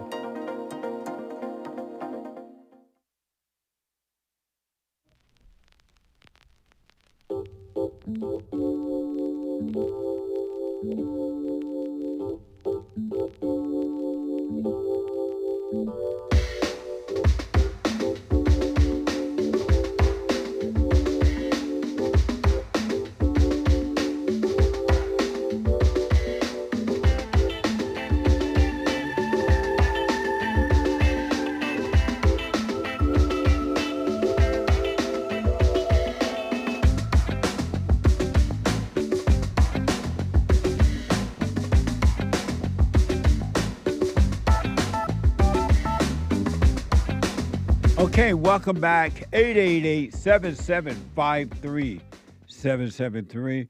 888-77-JESSE. The Hake Report is coming up at the top of this hour. The Hake, Hake report.com from 9 to 11. And you don't believe me. If you have not listened to the Hake Report, you're missing it. He is on fire. He is not afraid of no ghost. I ain't afraid of no ghost. And after that, the American Anchor Baby, on fire. He has something new. I want you to check it out today. The American Anchor Baby, you'll see, at 11 a.m. Pacific time, from 11 to 1. So everybody check out the Anchor Baby and take a look. Amazing. And then a brand new episode of the fallerstate.tv on Friday. If the Lord is willing and the creek don't rise. I had an interesting discussion with Adam. I think it's Khan, I'm not sure. What? Quran? Adam Khan. So I'm listening to my headset and they don't seem to know. Adam Khan, he is a progressive debater. Watch this. Next time on The Fallen State. They let these foreigners in and they chant death to America. You would get annoyed with people saying death to America, but Trump and his team are actually trying to bring death to America. That's amazing. So it sounds like you don't like Trump. Trump is what you might call a beta male, right? He's a liar, he's a sore loser, he's a cheater, he's vengeful and spiteful and hateful. Do you like Obamacare, Jesse? No. You don't think people should have cheaper health care? It's expensive because we got these losers that we have to pay for. We shouldn't pay for the losers. We should just let them die. Yes. Amazing. Very interesting. Young guy learning, growing up, I guess. But you're going to enjoy it. And you can support the Father State by becoming a member there on the YouTube channel. And then, or locals.com/Jesse Lee Peterson. Let me go quickly back to the phones here. Hey, John. Yes. Okay, so you have some light there, and it is working. And if you stay present, always keep your mind where your body is and know where you are and what you're doing at all times. The light will get brighter and brighter and brighter, and you find yourself living your real life that God intent for you to have. It'll be amazing, all right? Like, so what, I might be wrong. If I go stick with it, and I keep sticking with it, and I keep sticking with it, and what about the things that are bringing me darkness? Well, am I going to go back? No, I mean you'll go back, meaning that if you give up, you'll go back. If you don't give up, you're never going back. You just gonna get clear. But let's say that the job is so bad, you realize, I just don't want this job, and you can look for another job without getting angry. But if you continue to stay with anger, then the light is going to disappear and you'll just be of the darkness. And so when the anger comes, don't blame the job, don't blame any other person, no one else. It's in you, it's in your thought, it's in the mind, and it has nothing to do with the job itself. It has nothing to do with someone being on the phone all day or not. It has nothing to do with that at all. It's in you. So that's why when you overcome the thoughts by not calling them you, everything is fine. That person will still be on the phone. The job will still be the job, but you'll be free. Well, I think I can handle the rest of it. Yeah. So just watch those thoughts and don't call them you, and you'll be fine. When you say thoughts, I want to start thinking right away I want to start thinking. And that's what the tempter wants you to do.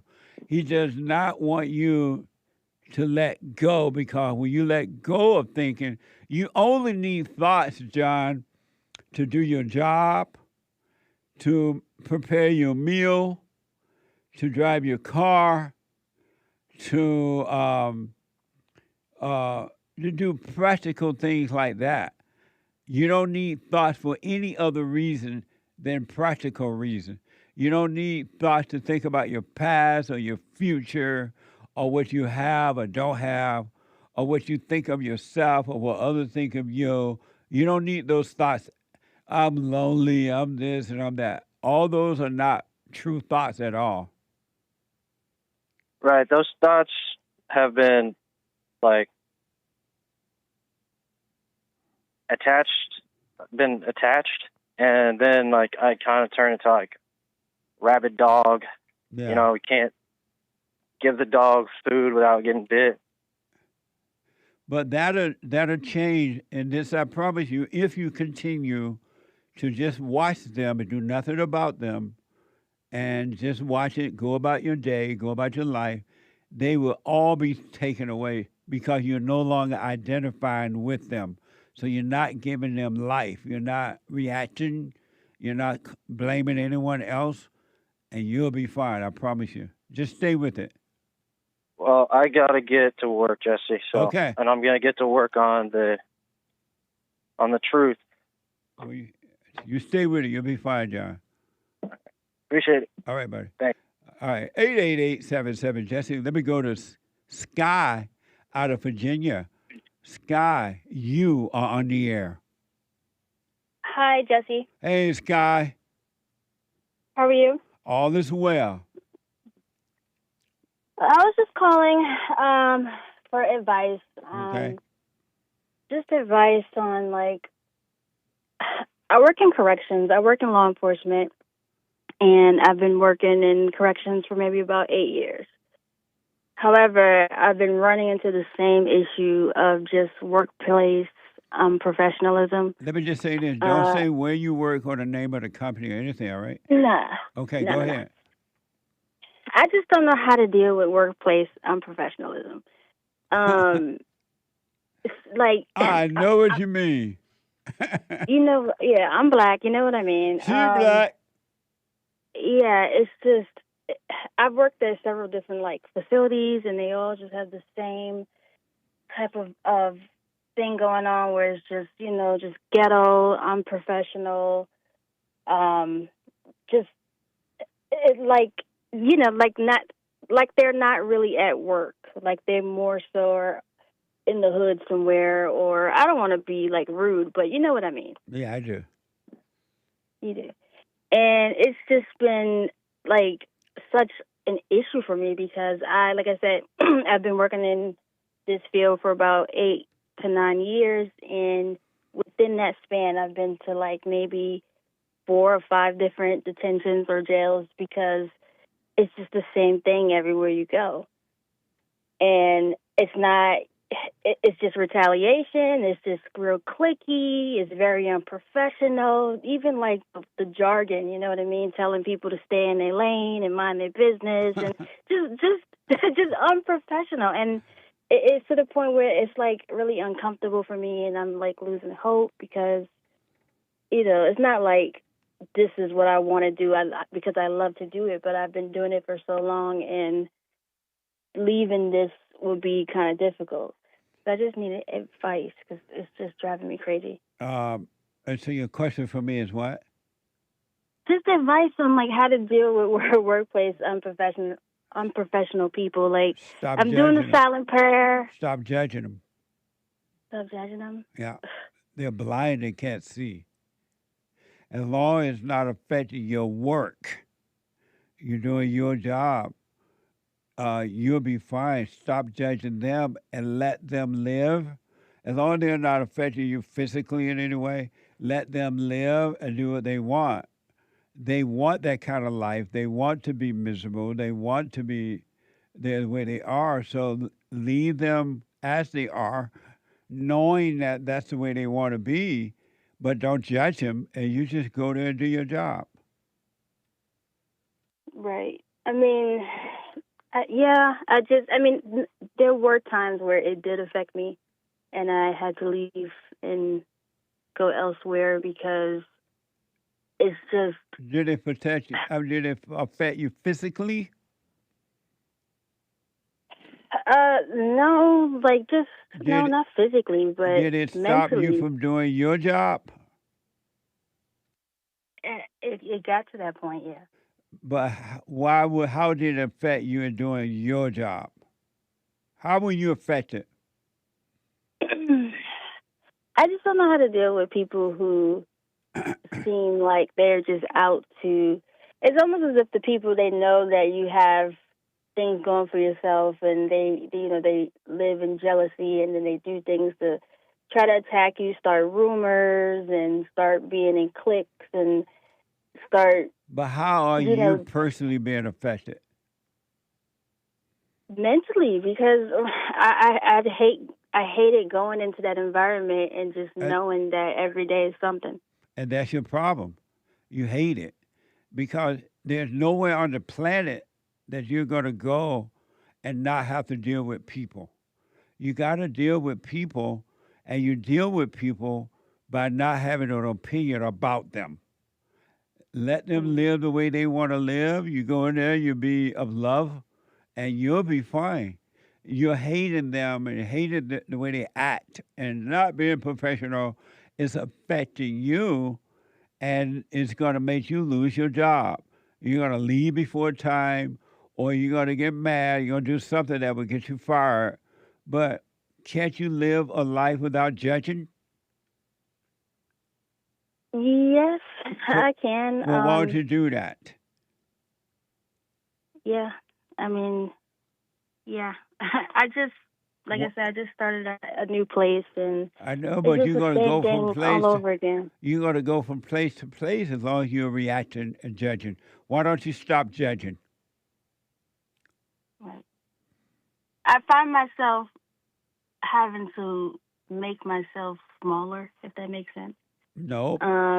Ain't no such thing as making yourself smaller. What? Why don't you stop judging? Right. No, that was the question. Because I guess overall I am judging in a way, but they do things. I've been in situations where it's just you end up becoming a target because you're so different and because you're so quiet or because you're not high school or juvenile like these people. You're not ghetto enough for them. Why don't you stop judging? All right. No, that was the question. I guess I need to practice that. Why don't you just stop doing it so you can be at peace in any situation? Christ was at peace in any situation, and he was among what you would call the worst of the worst. And yet, it didn't affect him at all because he only had love and no judgment. Why don't you drop your judgment and be at peace and do your job? Right. No, that was a question. I guess, because it's just, I normally do. I do my job, but then when it gets to the point where I become targeted by How do you people, become targeted? Give me an example. like, like I've been in situations where supervisors have made rumors, and like I said, I work in facilities, jails of high security. Imagine a situation where, people are in this clique and they decide they don't like you, and so they start doing things to jeopardize your safety. Right. Just childish stuff, and it's And just so your boss, supervisor meaning your boss, right? yeah. So your boss created a rumor about you? That has happened, yes. And Is that happening yeah. on this job? No, I just started at this place 2 weeks ago. And so are you expecting that to happen or something? No, I'm not expecting it to happen. If it has not happened, I don't know what the problem is on this job. Because I'm seeing, for instance, it's like my third week, and just going through the training was just a disaster. If you have a situation where someone's ego is being jeopardized, then now all of a sudden they don't like you anymore because you're asking too many questions, or you seem like a know-it-all, or just stuff like that. It's just You're not clear. I don't know what your complaint is. Give me an example. Okay. You were going through training, right? Right. Give me one example, as long as it's not too personal. Give me one example that happened to you. At this place. So I applied for the job, and you could tell that the supervisor was excited to have me based off my experience. But then How when can we you had tell the that? because you could tell because they favoritism. This is what they do. No, how can you tell? How were you able to tell when you applied for this job? The supervisors looked at your experience, and then what happened? She started to when we would have breaks or whatever, and we would be in her office. She would say comments about the other new hires and how they're not going to last, and how she really needs myself and maybe 2 or 3 others to become supervisors because this person's not good enough, that person's not good enough. So they're judging. But what is she doing to you, though? She's not doing anything to you, and you're not responsible for her judging others. Don't you judge her while she's judging others. That's on her. It has nothing to do with you. Tell me something that happened to you. Right. So no, everything was going great the first week, and after a while, when we would go into the facility and different areas of the facility, and I would ask questions, and we would deal with certain offenders or whatever, and she would ask my opinion, and if she felt for instance, I think one of the situations was there was an argument on the pod or something, and she went to go try to reconcile, and I kind of handled it a little bit better, and I kind of told her that the way that she was handling it was probably not the best idea. And right then and there, you just see her whole face change, and she was just kind of standoffish. And the next week, she stopped speaking. She started just, I don't know. I don't know if it's PTS from other jobs. It's just stuff like that. It's just because of time. Yeah. It sounds like your eyes are too much on other people. You need to put them on you, and don't get into how she's acting or not acting. As long as she's not affecting you in a physical way, you go in there, you do your job, and don't think too highly of yourself or too lowly of yourself. Don't compare yourself to others. You quietly work on your spiritual life, and you physically do your job. You'll be fine. And let her act however the way she's acting. As long as she treats you the way she's supposed to treat your work, meaning she's not attacking you physically or she's not trying to hurt you in a way, let her act the way she want to act. That's on her. It has nothing to do with you. Mm-hmm. You got to overcome the world in your mind, and then overcome the world by not doing as the world It's Jordan. Right. Yeah. I guess. Yeah. You guess I guess. what? I mean, yeah, it's just, I don't, like making, it's just like statements like, oh, you know, so-and-so, her monkey ass needs to get fired already. We But- need new people. Like, just That's all her. It has nothing to do with you. for now, until she decides to. But don't even do it for now and until she decides. You don't know that. You stop judging her. Let her act the way she want to act. You do your job. Don't go along with the conversation. You don't have to be a part of the conversations. And just do your job. But, I mean, like, even that, though, even, like, when you're too distant and you're not a part of. But you don't know that. You haven't been distant yet. Not at this place, no. Right. So you don't know that. And you don't want to be distant because you're holier. You want to be distant by not judging them. Right. Okay. That makes sense? Yeah, it actually does make sense. It makes sense. Yeah. Let them act the way they want to act. It has nothing to do.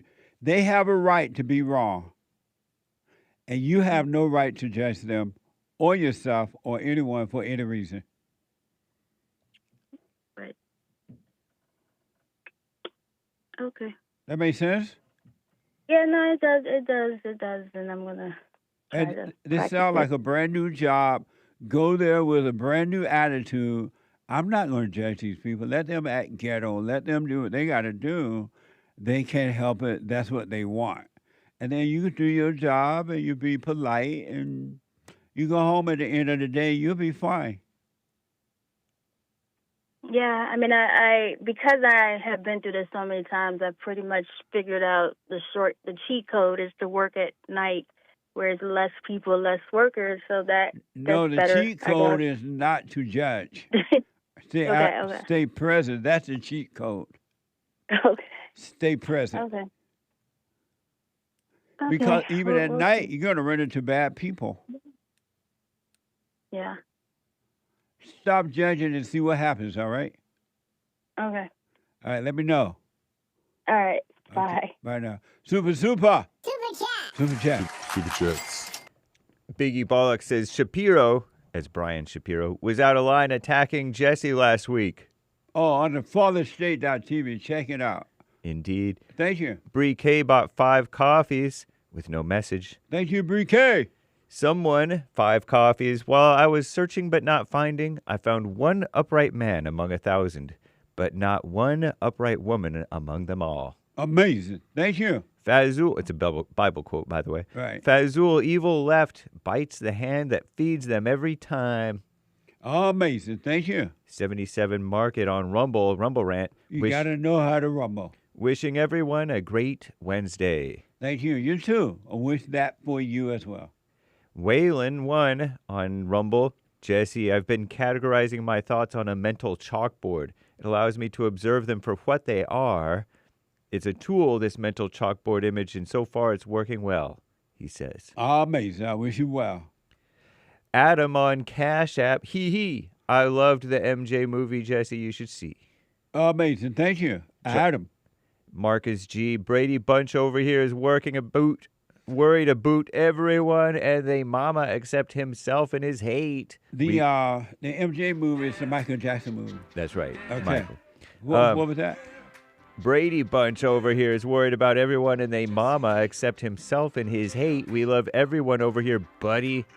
Pointing emoji, laughing, and heart hands. Marcus G. Talking about Brady from Arizona. Oh, okay. Garrett said the movie was all right. The MJ movie was all right. Amazing. Thank you.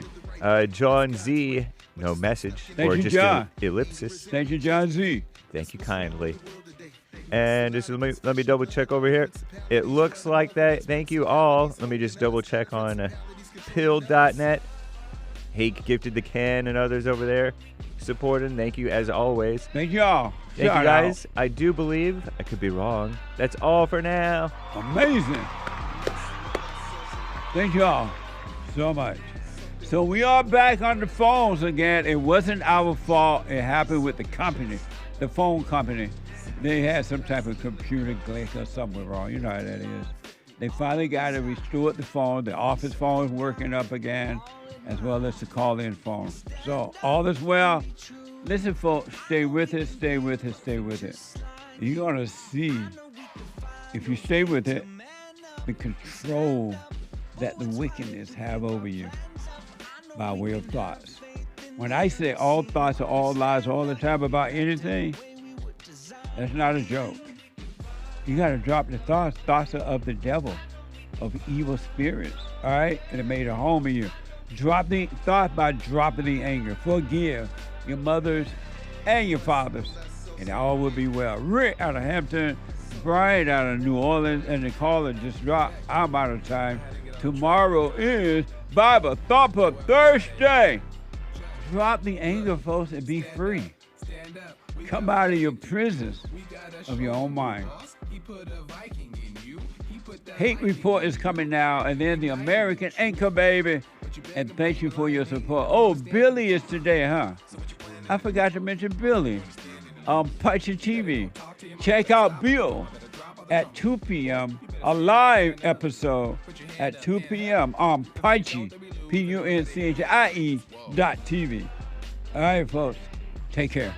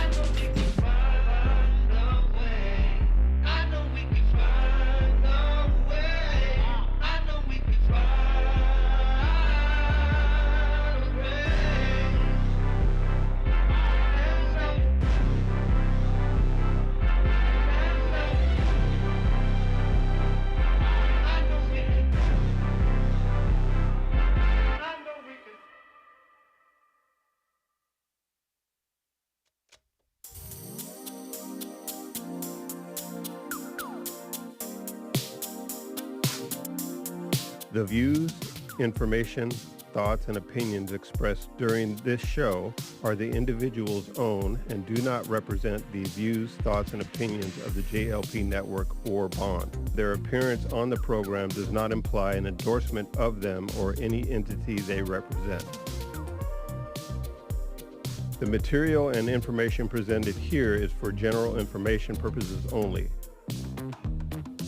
The JLP Network and Bond name and all forms and abbreviations are the property of its owner, and its use does not imply endorsement of or opposition to any specific organization, product, or service.